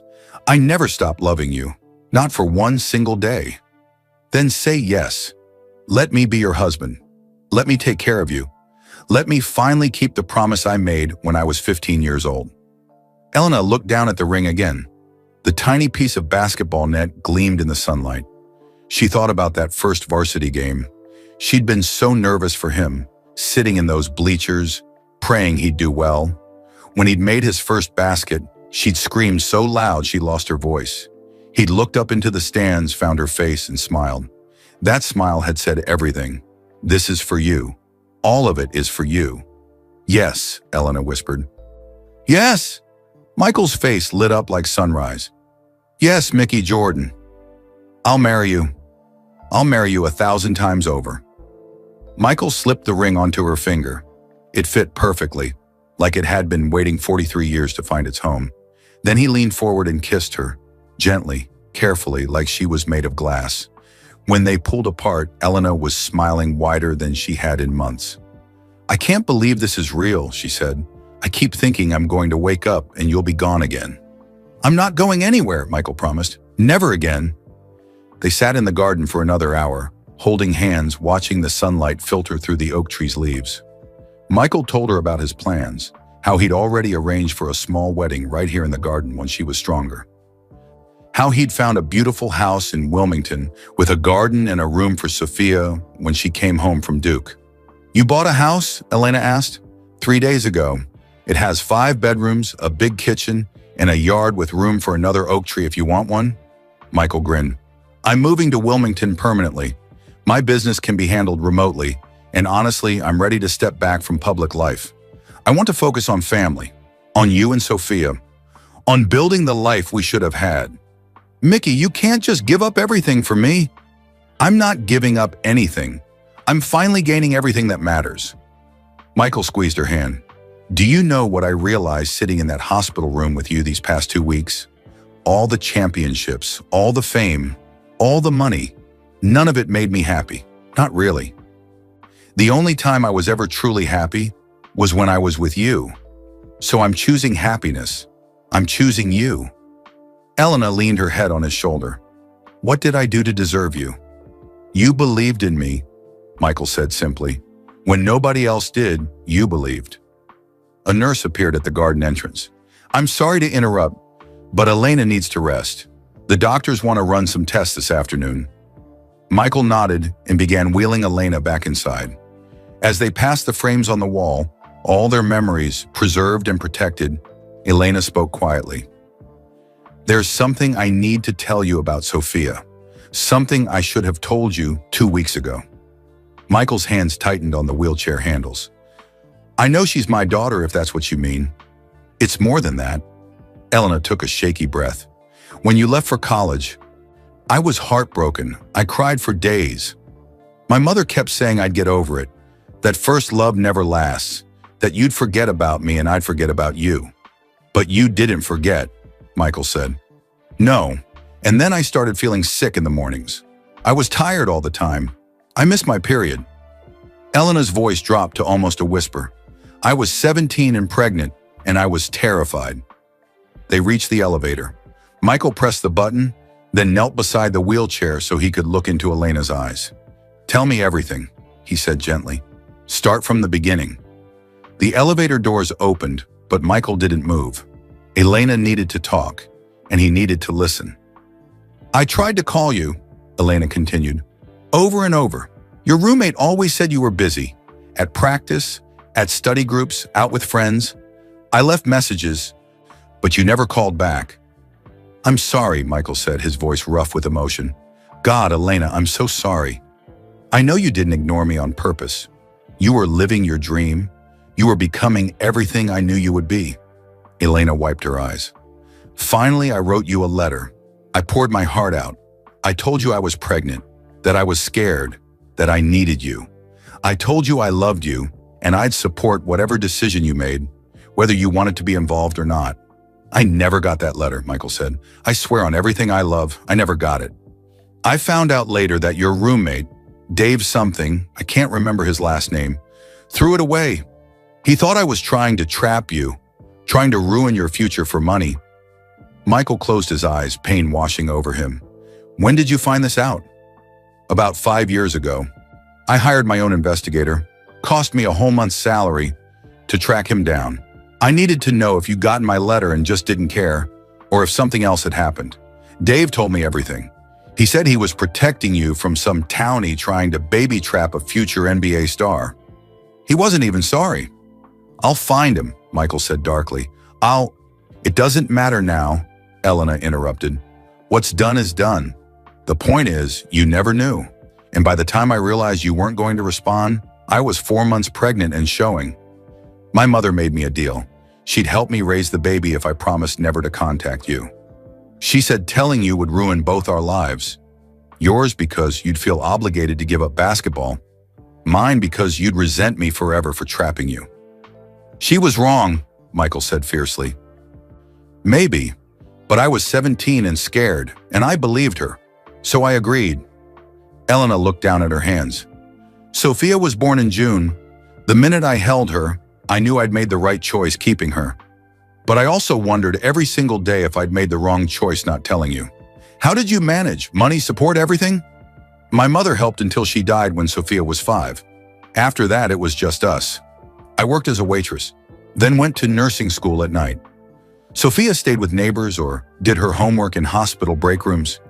We ate a lot of rice and beans, wore secondhand clothes, but we made it." "You shouldn't have had to do it alone," Michael said. "But I did, and it made me strong. It made Sophia strong too."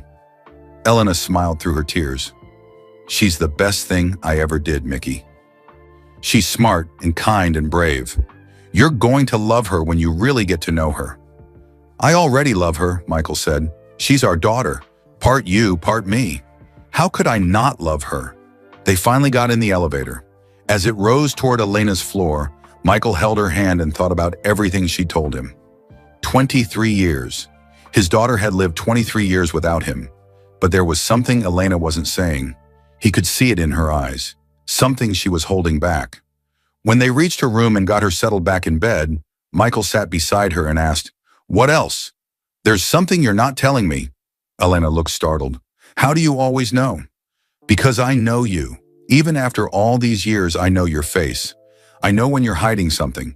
So tell me, whatever it is, we'll face it together." Elena was quiet for a long moment. Then she said, "I got sick the first time when Sophia was 16. Breast cancer, stage 1. I beat it, but the medical bills almost destroyed us. We lost our house, had to move into a tiny apartment.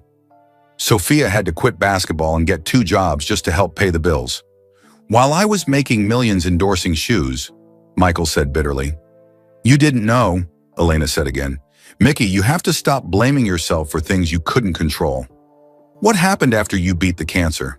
I was good for a few years, worked hard, saved money, got Sophia through high school. Then 2 years ago, I started feeling tired again. Really tired. I ignored it for months. I couldn't afford to be sick, couldn't afford to miss work. But finally, I collapsed at the hospital during my shift." Michael's jaw tightened. The cancer came back. Stage 3 this time. aggressive. The doctors said I had maybe a year with treatment, 6 months without. Elena's voice was matter-of-fact, like she was discussing the weather. That was 18 months ago. You've already outlived their prediction, Michael said, because I'm stubborn, and because Sophia needs me, and because, Elena's voice cracked, because some part of me was still waiting for you, still hoping you'd come back, just like you promised. Michael leaned forward and kissed her forehead. I'm here now, and you're going to beat this again. The new treatment Dr. Morrison recommended is working. Your numbers are improving. Maybe, Elena said, or maybe I'm just having a good few weeks. Cancer is unpredictable, Mickey. I need you to understand that. I need you to be prepared for the possibility that I might not win this fight. No, Michael said firmly. I'm not preparing for that. I'm preparing for our wedding, for our future, for growing old together. That's what I'm preparing for. Elena smiled sadly. Always the optimist. Always the believer, Michael corrected. Just like you taught me. There was a knock at the door. Sophia entered, still in her scrubs, her face tired but happy. I heard the news, she said, her eyes going to the ring on her mother's finger. You said yes. I said yes, Elena confirmed. Sophia rushed over and hugged her mother carefully. I'm so happy for you, Mama. For both of you. There's something else, Michael said, standing up. Something I want to ask you, Sophia. Sophia looked at him curiously. What is it? Michael took a deep breath. This was the moment he'd been thinking about for 2 weeks. The question he needed to ask, but wasn't sure he had the right to. I missed 23 years of your life, he began. I wasn't there when you were born. I didn't teach you to walk or read or ride a bike. I didn't scare away bad boyfriends or help with homework or show up to basketball games. I failed you in every way a father can fail a daughter. You didn't know, Sophia started, but Michael held up his hand. Let me finish, please. He paused, gathering his courage. I can't go back and fix those 23 years, but I can be here for every day going forward. I can be the father you deserve, even if I'm starting way too late.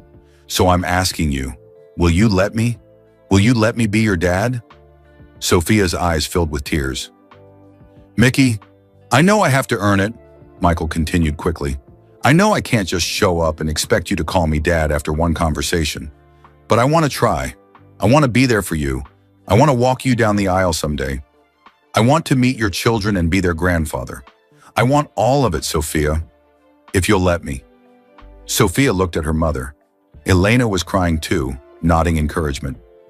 I've spent my whole life watching you on TV, Sophia said slowly. Watching you win championships and thinking, that's my father. Watching you give interviews and thinking, he doesn't even know I exist.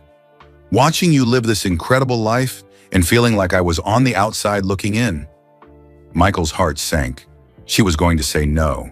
She was going to tell him it was too late, that he'd lost his chance. But then you showed up, Sophia continued, her voice stronger now. You showed up and you didn't run away when Mom told you the truth. You didn't demand a paternity test or accuse us of lying. You just believed. You believed Mom, and you believed in us. She stepped closer to Michael. These past 2 weeks, you've been here every single day. You've sat with Mom through treatments. You've talked to me about my life, my dreams, my fears. You've acted like a father even though you didn't have to, even though you could have just written a check and walked away. I would never, Michael started, but Sophia wasn't finished. I know. That's what makes this real. She smiled through her tears. So yes, I'll let you be my dad. Not because you're Michael Jordan, not because you're rich or famous, but because in 2 weeks, you've shown me more love than I've had from a father figure in 23 years. Michael pulled her into his arms and held her tight. His daughter, his beautiful, strong, incredible daughter. Thank you, he whispered into her hair. Thank you for giving me a chance. Thank you for coming back, Sophia replied. They stood there for a long moment, father and daughter, 23 years late, but finally together. From the bed, Elena watched them with tears streaming down her face. This was what she'd wanted all along. Her 2 favorite people in the world. Finally a family. Okay, Sophia said, pulling back and wiping her eyes. Now that we've had our hallmark moment, we need to talk about the wedding. Because if you 2 are getting married, I want to help plan it. The wedding, Elena said, looking down at her hospital gown. Mickey, I can't get married like this. I don't even have hair. You're beautiful, Michael said automatically. I'm bald and I weigh 90 pounds soaking wet, Elena countered. I need time. Time to get stronger. Time to look like a bride. How much time? Michael asked. Elena looked at her doctor's chart, hanging at the foot of her bed. Dr. Morrison said if the new treatment keeps working, I might be strong enough to go home in 4 weeks. Maybe 2 months? 3? 3 months, Michael agreed. December wedding, right here in the garden. Small ceremony, just family and close friends. I don't have a dress, Elena said. We'll find one, Sophia promised. We'll go shopping together. Make a whole day of it. I don't have money for a fancy dress, Elena protested. Michael and Sophia exchanged a look. Mom, Sophia said gently. Money isn't a problem anymore. Mickey's taking care of everything. I can't let him pay for… You can and you will, Michael interrupted. Elena, we're getting married. That means what's mine is yours. The house, the money, everything. You're going to have to get used to letting me take care of you. Elena opened her mouth to argue, then closed it. She looked at Michael's face, determined, loving, stubborn as always, and realized she wasn't going to win this fight. Okay, she said quietly. Okay, December wedding. December wedding, Michael agreed. He leaned down and kissed her gently. I love you, Elena Martinez, soon to be Elena Jordan. I love you too, Mickey. I always have. Sophia cleared her throat. I hate to ruin the moment, but I have rounds to finish. I'll be back in a few hours. She kissed her mother's cheek, then surprised Michael by kissing his cheek too. See you later, Dad. The word hung in the air like a gift. Dad. After Sophia left, Michael sat beside Elena's bed, holding her hand in the quiet room. This is really happening, isn't it? Elena said softly. After all these years, we're really getting a second chance. This is really happening, Michael confirmed. And I promise you, Elena, I'm going to make it count. Every single day we have together, I'm going to make it count. 3 months later, December 2024.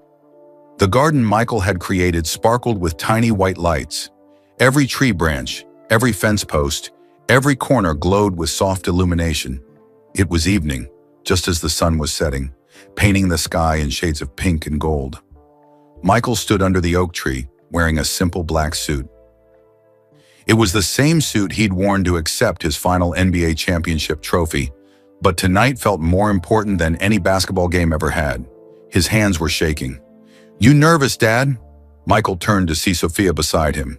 She wore a beautiful emerald green dress, and her smile was radiant. Over the past 3 months, they'd grown closer than Michael ever imagined possible. She'd started calling him Dad regularly now, and every time she did, Michael's heart swelled. Terrified, Michael admitted with a laugh. Why? You've faced down the best defenders in basketball history without flinching. You've made game-winning shots with millions watching. This is just a wedding. This is everything, Michael corrected. Basketball was what I did. This is who I am. Sophia took his hand and squeezed it. She's going to be beautiful. You should see her, Dad. The dress, the makeup, everything. She looks like herself again. Happy, healthy. The past 3 months had been miraculous. The new treatment protocol Dr. Morrison designed was working better than anyone hoped. Elena's cancer markers were dropping. She'd gained weight. Her hair was starting to grow back in soft, dark curls. She wasn't cured. The doctors were careful to remind them that stage 3 cancer was serious and unpredictable. But she was better, stronger, fighting and winning. And in 2 weeks, she'd be moving out of the hospital and into the house Michael bought. Their house, their home. Who's here? Michael asked, looking around the garden. Your 3 sons arrived an hour ago. Jeffrey, Marcus, and Jason are sitting in the front row with their families. They seem nice. Michael had been nervous about his sons meeting Elena and Sophia. Would they resent this new family? Would they feel replaced? But Jeffrey, his oldest, had pulled him aside the moment he arrived and said, Dad, I've never seen you this happy. Not at my graduation, not at my wedding, not even when you won championships. She must be pretty special. She is, Michael had replied. She's everything. My mom's here too, Sophia continued. I mean, my grandmother, Elena's mother's sister, Aunt Rosa. She flew in from Puerto Rico. She's crying already, and the ceremony hasn't even started. Who else? Some of Mom's co-workers from the hospital. A few old friends from high school. Mom was shocked when they showed up. Oh, and Coach Lynch came. Michael's head whipped around. Coach Lynch? The coach who cut me from the team? The same one. He's 83 now and walks with a cane, but he wanted to be here. He told me he wanted to see the boy he underestimated marry the girl who saw what he couldn't. Sophia grinned. He also said cutting you from that team was the biggest mistake of his coaching career. Michael laughed. It all worked out in the end. There's one more person here, Sophia said, her voice turning serious. Someone Mom doesn't know about yet. Who? Before Sophia could answer, a familiar voice spoke from behind them. Hello, Michael. Michael turned to see a thin, elderly woman with gray hair and kind eyes. She looked familiar, but he couldn't quite place her. I'm sorry, do I know you? You knew my daughter, the woman said softly. I'm Elena's mother, Maria Martinez. I know Elena thinks I died when Sophia was 5, but I didn't. I left. I moved back to Puerto Rico because I couldn't face what I'd done. Michael's blood ran cold. What you'd done? I convinced Elena not to tell you about the baby. I threw away letters she wrote to you. I intercepted calls. I made her believe that contacting you would ruin both your lives. Maria's eyes filled with tears. I was wrong. I was so wrong. And I've lived with that guilt for 23 years. Why are you here? Michael's voice was hard. Because my daughter is dying, and I need to see her one more time. I need to apologize. I need her to know I'm sorry before it's too late. She's not dying, Michael said fiercely. She's getting better. I pray you're right, Maria said. But either way, I need to see her. Please, Michael. I know I don't deserve forgiveness, but I'm begging you. Michael looked at Sophia. Did you know about this? Abuela Rosa told me yesterday. She's been in contact with Grandma Maria for years, trying to convince her to come back. I didn't know if I should tell you, but… Sophia took a shaky breath. Mom has been asking about her mother lately, wondering if she's still alive, if she ever thinks about her. I think seeing her might give Mom some peace. Michael was torn. Part of him wanted to throw Maria out of the garden. This woman had kept him from his daughter for 23 years. She'd convinced Elena to suffer alone. But Elena deserved the chance to see her mother, to hear the apology, to find closure. You can stay, Michael said finally, but you stay in the back. If Elena wants to see you after the ceremony, that's her choice. If she doesn't, you leave quietly. Understood? Understood, Maria said, relief washing over her face. Thank you, Michael. Thank you. She moved to a seat in the very last row, her head bowed. Music began to play, a soft guitar melody that Michael recognized. It was the song that had been playing during their first dance at the 8th grade social, Elena's favorite. That's my cue, Sophia said. I'm walking Mom down the aisle. Are you ready? More ready than I've ever been for anything, Michael said truthfully. Sophia walked to the entrance of the garden. Michael took his place under the oak tree, his heart pounding so hard he could hear it in his ears. The small gathering of guests stood and turned toward the entrance. And then Michael saw her, Elena. She walked slowly, leaning on Sophia's arm, but she was walking. No wheelchair, no hospital gown. She wore a simple white dress that fell to her knees, elegant but not extravagant. A flower crown sat on her head, woven through her short, growing back curls. She looked like the girl he fell in love with 43 years ago. She looked like the woman he'd searched for across decades. She looked like his future. Their eyes met, and Elena smiled, that same bright smile that had captured his heart when he was 14 years old. Michael felt tears running down his face, and he didn't care who saw. Sophia walked her mother down the aisle slowly. When they reached the oak tree, Sophia kissed Elena's cheek and whispered something Michael couldn't hear. Elena nodded, tears in her own eyes. Then Sophia stepped back and said clearly, "Who gives this woman to be married?" From the back row, a trembling voice spoke. "I do!" Elena's head whipped around. Her face went white. Mama? Maria stood up, tears streaming down her weathered face. Sí, mija. It's me. I'm here. And I'm so sorry. Elena swayed and Michael quickly stepped forward to support her. She gripped his arm, staring at her mother in shock. You're alive? All these years, you were alive? I was a coward, Maria said, moving slowly toward her daughter. I was afraid to face you after what I did. I convinced myself you were better off without me. But I was wrong. About everything. About Michael. About the baby. About leaving. I was wrong, and I have spent every day since living with that mistake. The ceremony had stopped. Everyone watched in silence as mother and daughter faced each other for the first time in 18 years. You let me think you were dead, Elena said, her voice breaking. I mourned you. I cried for you. And you were alive the whole time? I know, and I'm sorry. I don't expect you to forgive me. I just needed you to know the truth. I needed you to know that I love you, that I've always loved you, even when I made terrible choices. Elena was crying now, her whole body shaking. Michael held her steady, letting her decide what came next. For a long moment, Elena just stared at her mother. Then slowly she let go of Michael's arm and walked a few steps to Maria. You broke my heart, Elena said quietly. I know. You made me raise Sophia alone. You made me believe I had no choice. I know. You stole years from me and Michael, from Sophia and her father. I know, mija, and I will regret it until the day I die. Elena lifted her hand, and for a moment Michael thought she might slap her mother. The whole garden seemed to hold its breath. Instead, Elena pulled Maria into a fierce hug. I forgive you, Elena whispered. I forgive you, Mama. Life's too short to hold on to anger. I learned that from being sick. We don't know how many days we have left. I don't want to waste mine being angry. Maria sobbed in her daughter's arms. Thank you, mija. I don't deserve your forgiveness, but thank you. They held each other for a long moment. Then Elena pulled back and said, But if you ever disappear like that again, I will hunt you down myself. Do you understand? Maria laughed through her tears. I understand. I'm not going anywhere. I'm staying right here, if you'll let me. I'll let you. But you have a lot of catching up to do with your granddaughter.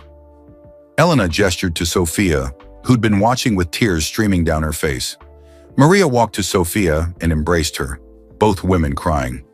Michael watched his new family, 3 generations of strong, stubborn, incredible women, and felt his heart might burst from fullness. Finally, Elena turned back to Michael. She walked to him, took both his hands, and said, Sorry about that interruption. Where were we? I believe we were about to get married, Michael said, smiling through his tears. The officiant, a kind elderly minister who'd known Elena for years, cleared his throat. Shall we begin? Please, Elena and Michael said together. The ceremony was simple and beautiful. They'd written their own vows, and when it was Michael's turn to speak, he pulled out a piece of paper from his jacket pocket. Elena, he began, his voice steady despite the emotion threatening to overwhelm him. When I was 14 years old, I was sitting in an empty gym, crying because I'd been cut from the basketball team. I thought my life was over. I thought I'd never be good enough for anything. He paused, looking at her beautiful face. And then you found me. You didn't know anything about basketball. You didn't care that I'd been cut. You just saw me, the real me, and you believed. You gave me a notebook filled with encouraging words. You sat in bleachers and cheered for me. You saw greatness in a skinny kid who couldn't see it in himself. Michael's voice cracked, but he continued. I've won 6 NBA championships. I've been named MVP 5 times. I've had more success than I ever dreamed possible. But none of it, compares to this moment. Standing here with you, finally keeping the promise I made when I was 15 years old. He reached into his other pocket and pulled out the old blue notebook she'd given him all those years ago. I kept this. Every single day of my life, I kept this. I read your words when things got hard. You are going to be great. Don't give up. I believe in you, Mickey. And you were right.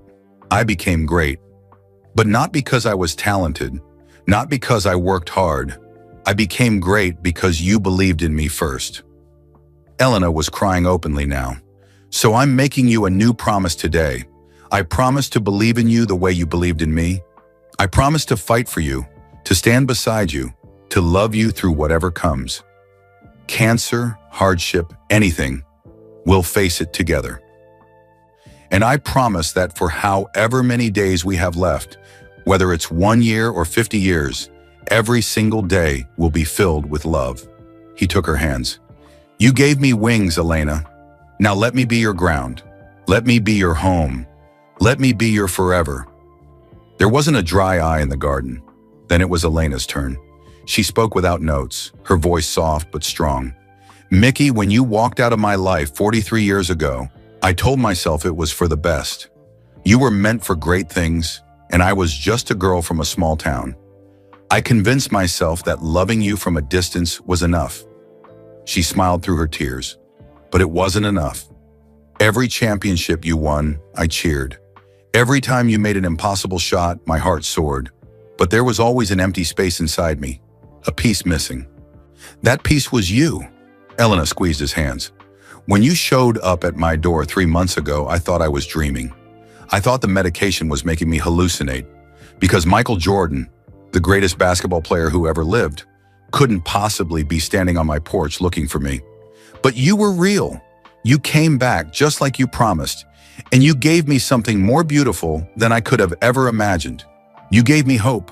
Hope that we could have a second chance. Hope that love doesn't die, even after decades apart. Hope that it's never too late to start over.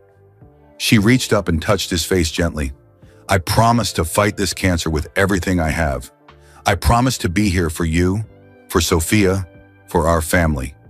I promise to make every day count, and I promise to keep believing in you, Mickey Jordan, for the rest of my life. The officiant smiled warmly. By the power vested in me, I now pronounce you husband and wife. Michael, you may kiss your bride. Michael cupped Elena's face in his hands and kissed her softly, tenderly, like she was the most precious thing in the world. Because she was. The small gathering erupted in applause. Michael's sons stood and cheered. Sophia was crying and laughing at the same time. Maria dabbed at her eyes with a handkerchief. When Michael and Elena finally pulled apart, they turned to face their guests, their family, as husband and wife. I present to you, the officiant announced, Mr. and Mrs. Michael Jordan. The reception was held right there in the garden. Tables had been set up with simple food. Nothing fancy, just good home cooking. A small cake sat on a corner table, decorated with a basketball and a flower. Michael's sons approached first. Jeffrey, the oldest, shook Michael's hand and then hugged him. Congratulations, Dad. She's wonderful. Thank you for being here, Michael said. It means everything. Marcus and Jason each hugged him too, then turned to Elena. Welcome to the family, Elena, Marcus said. We've never seen Dad this happy. Thank you for making him smile like that, Jason added. Elena hugged each of them, tears in her eyes. Thank you for sharing him with me. Then Sophia approached with Maria. Dad, I'd like you to officially meet my grandmother, Maria Martinez. Michael looked at the woman who'd kept him from his daughter. Part of him was still angry, but he saw the regret in her eyes, the way she looked at Elena with such love and pain. I'm sorry, Maria said quietly, for everything I took from you, from all of you. Michael took a deep breath. Elena had forgiven her. He needed to do the same. We can't change the past, he said finally, but we can choose how we move forward. You're Sophia's grandmother and Elena's mother. That makes you family. So welcome to the family, Maria. Maria's eyes filled with fresh tears. Thank you. Thank you for being a better person than I deserve. As the evening wore on, Michael and Elena danced to the same song from their 8th grade dance. She was weak, leaning heavily on him, but she was there, dancing with him under the stars, just like she had 43 years ago. How are you feeling?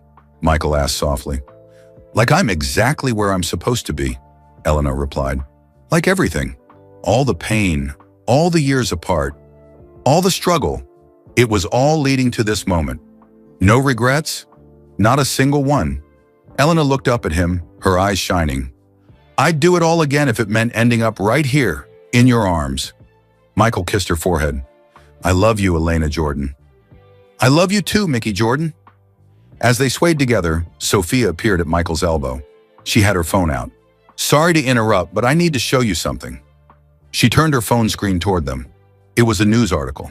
Michael Jordan marries childhood sweetheart in intimate ceremony. Below it was a photo someone had taken. Michael and Elena under the oak tree, foreheads pressed together, lost in their own world. The secret's out, Sophia said. The media knows about the wedding, about me, about everything. Are you two ready for that? Michael and Elena looked at each other. Then they both shrugged. Let them write what they want, Michael said. They can't touch what we have. Besides, Elena added with a smile, we waited 43 years. A little media attention isn't going to scare us away now. Sophia laughed and put her phone away. Then she hugged both of them. I'm so happy for you, for all of us. Me too, mija, Elena said. Me too. As the party continued around them, Michael pulled Elena close and whispered in her ear, remember when I promised to give you something beautiful? The garden, the museum, the wedding. You already gave me more than I ever dreamed of. That wasn't the real gift, Michael said. Want to know what the real gift is? Tell me. Michael gestured around them, at Sophia dancing with her half-brothers, at Maria talking with Elena's old friends, at all the people who gathered to celebrate their love. The real gift is time. Time together. Time as a family. Time to make memories instead of living in regrets. He turned Elena to face him. The real gift is every single day we have left. Every morning I get to wake up next to you. Every evening I get to tell you I love you. Every moment we get to live the life we should have had 43 years ago. Elena's eyes filled with tears. That's the most beautiful gift anyone could ever give. Then it's perfect, Michael said, because it's exactly what I promised. Something beautiful that shows you what you mean to me. They kissed again as the stars came out overhead, the garden lights twinkling around them like captured fireflies. In the corner, Sophia took another photo. This one she didn't post to social media. This one was just for them, a moment frozen in time, proof that it's never too late for love, never too late for second chances, never too late to keep a promise. The party went on until late into the night. When Elena started to tire, Michael scooped her up in his arms, carefully, gently, and carried her to a comfortable chair. Mickey, I can walk, she protested weakly. I know, but I've waited 43 years to carry you. Let me have this. Elena laughed and rested her head on his shoulder. Okay, but just this once. We both know that's a lie, Michael said with a grin. As the guests began to leave, each one stopped to congratulate the couple. Coach Lynch shook Michael's hand and said, You were always special, son. I was just too blind to see it. Thank God Elena wasn't. Michael's sons promised to visit soon, to get to know their new stepmother and sister better. Maria hugged Elena one more time and whispered, I'm so proud of you, mija. So proud of the woman you became despite my failures. Finally, it was just Michael, Elena, and Sophia left in the garden. What now? Sophia asked, looking at her parents. Both of them. Together, finally. Now, Michael said, we go home. All three of us. We start our life together. The house is ready, Sophia confirmed. I moved the last of Mom's things in yesterday. Your room is on the first floor, Mom, so you don't have to do stairs. And Dad set up a whole library filled with your favorite books. You did? Elena looked at Michael in surprise. I did. I remember every book you ever mentioned loving. I found first editions of most of them. Michael smiled. I want our home to be perfect for you. It already is, Elena said, because you're there. They helped Elena into Michael's car, a simple sedan, not the fancy sports cars he used to drive.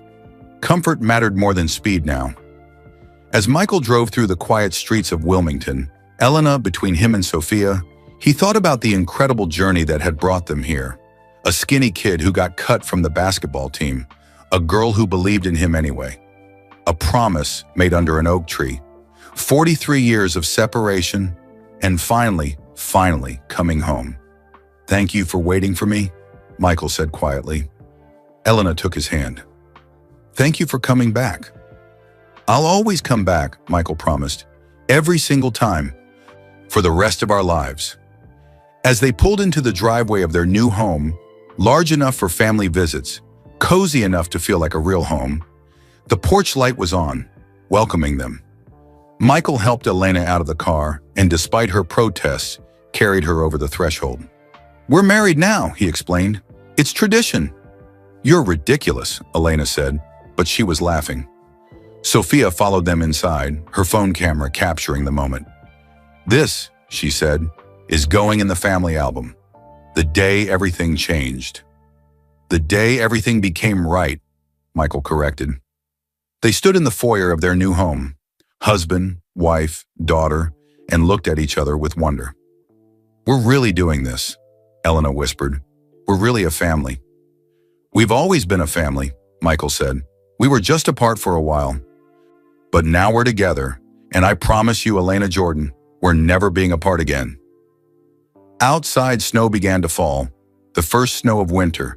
It covered the garden in white, made everything clean and new and full of possibility. Inside, Michael Jordan, the greatest basketball player who ever lived, held his wife and daughter close and realized that this, right here, was his greatest victory. Not the championships, not the fame, not the fortune. December 2025, Michael stood in the kitchen of their Wilmington home, attempting to make pancakes. Flour dusted his shirt, and he'd somehow gotten batter in his hair. Behind him, he heard soft laughter. "Mickey Jordan, what are you doing to my kitchen?" He turned to see Elena standing in the doorway, wrapped in a thick robe, her hair now grown back to shoulder length. She looked healthy, really healthy. The cancer had been in remission for 8 months. 8 months of clear scans, normal blood work, and doctors using words like miraculous and remarkable recovery. "I'm making you anniversary breakfast," Michael said, gesturing at the mess. "It's going poorly." Elena walked over and kissed his cheek. "I can see that. Move over. Let me help." "No way. You're supposed to be resting. Doctor's orders." "The doctor said I'm healthy enough to live normally. That includes saving my husband from kitchen disasters." She gently pushed him aside and took over the pancake making. "Besides, you've been taking care of me for a year. It's my turn to take care of you."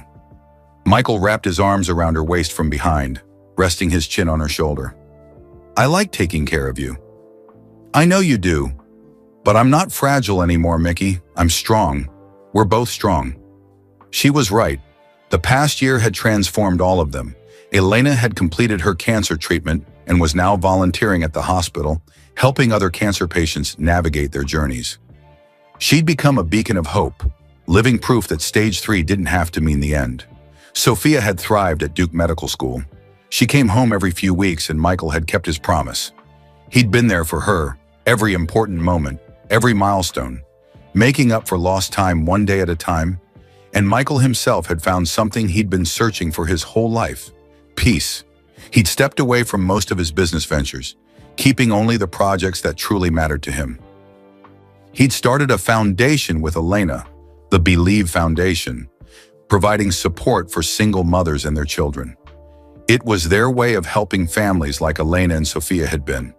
"Where's Sophia?" Michael asked, watching Elena expertly flip pancakes. "Still sleeping. She got in late last night from Duke. Finals week exhausted her." Elena smiled. "But she texted me at midnight to say she aced her anatomy exam." "That's my girl," Michael said proudly. "Our girl," Elena corrected gently. "Our girl," Michael repeated, loving the sound of it. The front door opened, and they heard familiar voices. "Dad? Elena? We're here." Michael's 3 sons walked in, Jeffrey with his wife and 2 kids, Marcus with his girlfriend, and Jason carrying bags of groceries. "We brought supplies for the anniversary party tonight," Jeffrey announced, leading his family into the kitchen. "Mom, the kids are dying to see their new grandmother." His 5-year-old daughter, Amara, ran straight to Elena. "Grandma Elena! Grandma Elena! I made you a picture." Elena scooped up the little girl, spinning her around. Over the past year, she'd become Grandma Elena to all of Michael's grandchildren. They adored her, and she adored them right back.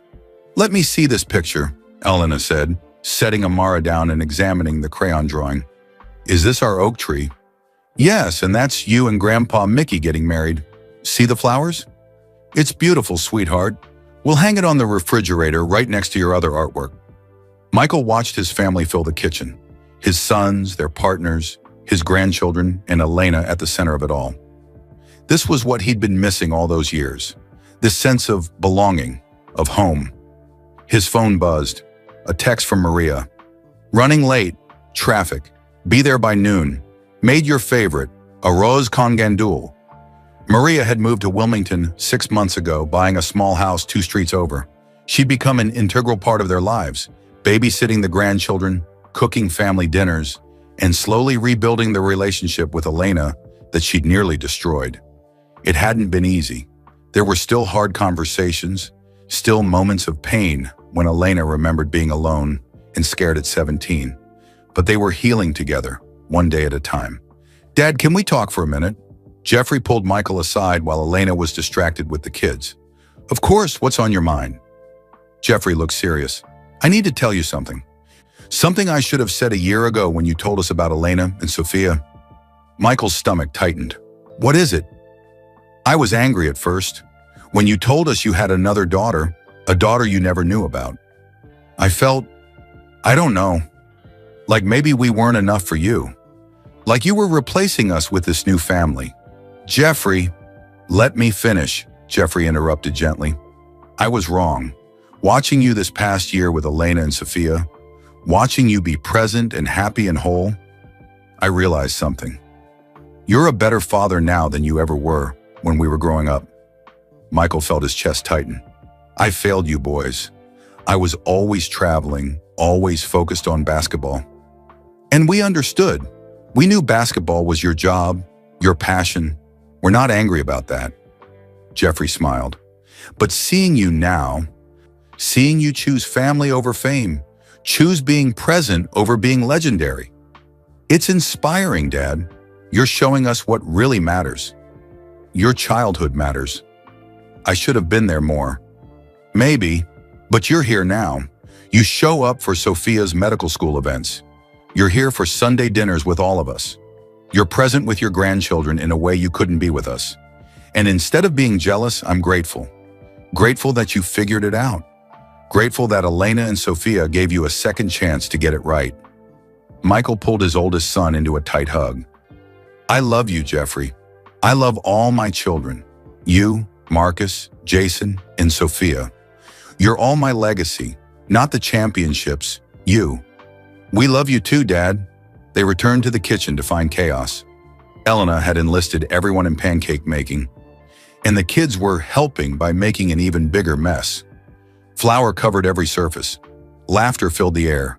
Michael stood in the doorway, watching his family, and felt his heart overflow with gratitude. His phone rang. Sophia. "Hey, sweetheart. Your brothers are here. When are you coming down?" "About that." Sophia's voice sounded strange, nervous. "Can you come upstairs for a minute? I need to talk to you and Mom. Privately." Michael's protective instincts kicked in immediately. "Are you okay? Is something wrong?" "No, nothing's wrong. I have news, big news. I want to tell you both first." "We'll be right up." Michael found Elena and pulled her aside, explaining about Sophia's call. They climbed the stairs to Sophia's bedroom, the room Michael had carefully decorated to feel like hers, with her basketball trophies from high school and photos of her and Elena throughout the years. Sophia sat on her bed, nervously twisting her hands. She looked up when they entered, and Michael immediately noticed she'd been crying. "Sophia, what's wrong?" Elena rushed to her daughter's side.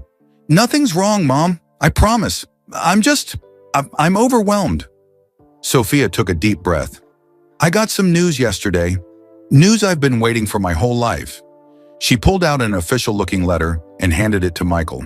He read it once, then again, then a third time to make sure he understood. It was from the National Medical Association. Sophia had been selected for their most prestigious scholarship, a full ride for the remaining 3 years of medical school, plus a guaranteed residency placement at Johns Hopkins Hospital. "Sophia," Michael breathed, "this is incredible. This is one of the most competitive programs in the country. Do you know how many students apply for this?" "Thousands," Sophia said, wiping her eyes. "I didn't think I had a chance, but my professor nominated me. And I guess my essay about growing up watching my mom fight cancer while working 2 jobs, it resonated with them. Elena was crying now too, holding her daughter close. "I'm so proud of you, Mia. So incredibly proud." "There's more," Sophia said. "The scholarship comes with a research grant. I can choose my own project, my own focus area, and I know exactly what I want to study." "What?" Michael asked. "Breast cancer. Specifically treatment options for low-income patients who can't afford the best care. I want to make sure no one has to choose between paying rent and getting treatment like Mom did. I want to make sure no daughter has to watch her mother suffer because of money." Michael felt tears streaming down his own face now. "That's perfect, Sophia. That's absolutely perfect. I wouldn't be here without you, Dad. Without you showing up last year, Mom wouldn't have gotten the treatment she needed. She might not have—" Sophia couldn't finish the sentence. "But she did," Michael said firmly. "She's here. She's healthy. And now you're going to help make sure other families have the same chance we did."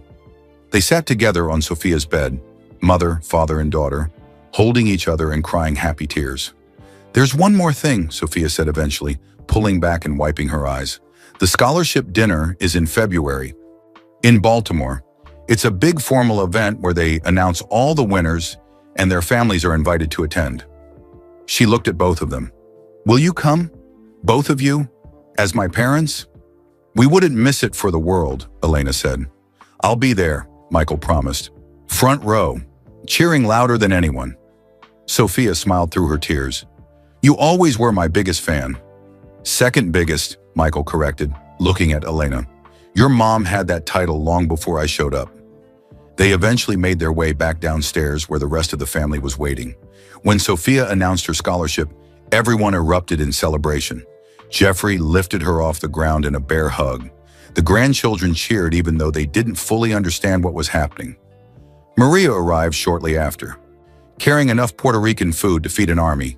She hugged Sophia tight and whispered something in Spanish that made Sophia laugh. As the afternoon wore on, the house filled with more people. Elena's co-workers from the hospital, old friends from high school. Even Coach Lynch showed up with his wife, bearing a gift, a framed photo of young Michael and Elena at a basketball game. One Coach Lynch had taken decades ago and saved all these years. "I found this in my old files," Coach Lynch explained. "Thought you two might want it." In the photo, teenage Michael was on the court, mid-jump shot, and in the bleachers behind him, barely visible, was Elena, watching him with absolute faith in her eyes. "This is perfect," Elena said, hugging the old coach. "Thank you for keeping it." As evening fell, they all gathered in the backyard. Michael had recreated the garden from the hospital. Another oak tree, more twinkling lights, the same magical atmosphere. He stood up to make a toast, glass of champagne in hand. "A year ago today," he began, "I married the love of my life. I made promises to her to fight together, to cherish every day, to build the family we should have had 43 years ago." He looked at Elena, who was sitting with Amara on her lap, surrounded by all their children and grandchildren. "I've kept those promises, and I'm making them again tonight, with all of you as witnesses. Elena, I promise to love you every single day for the rest of our lives. I promise to be here for our family, all of our children, all of our grandchildren, everyone we love. I promise to make every moment count." He raised his glass higher. "To second chances, to promises kept, to believing in each other, and to love that survives anything, even 43 years apart." "To love," everyone echoed, raising their glasses.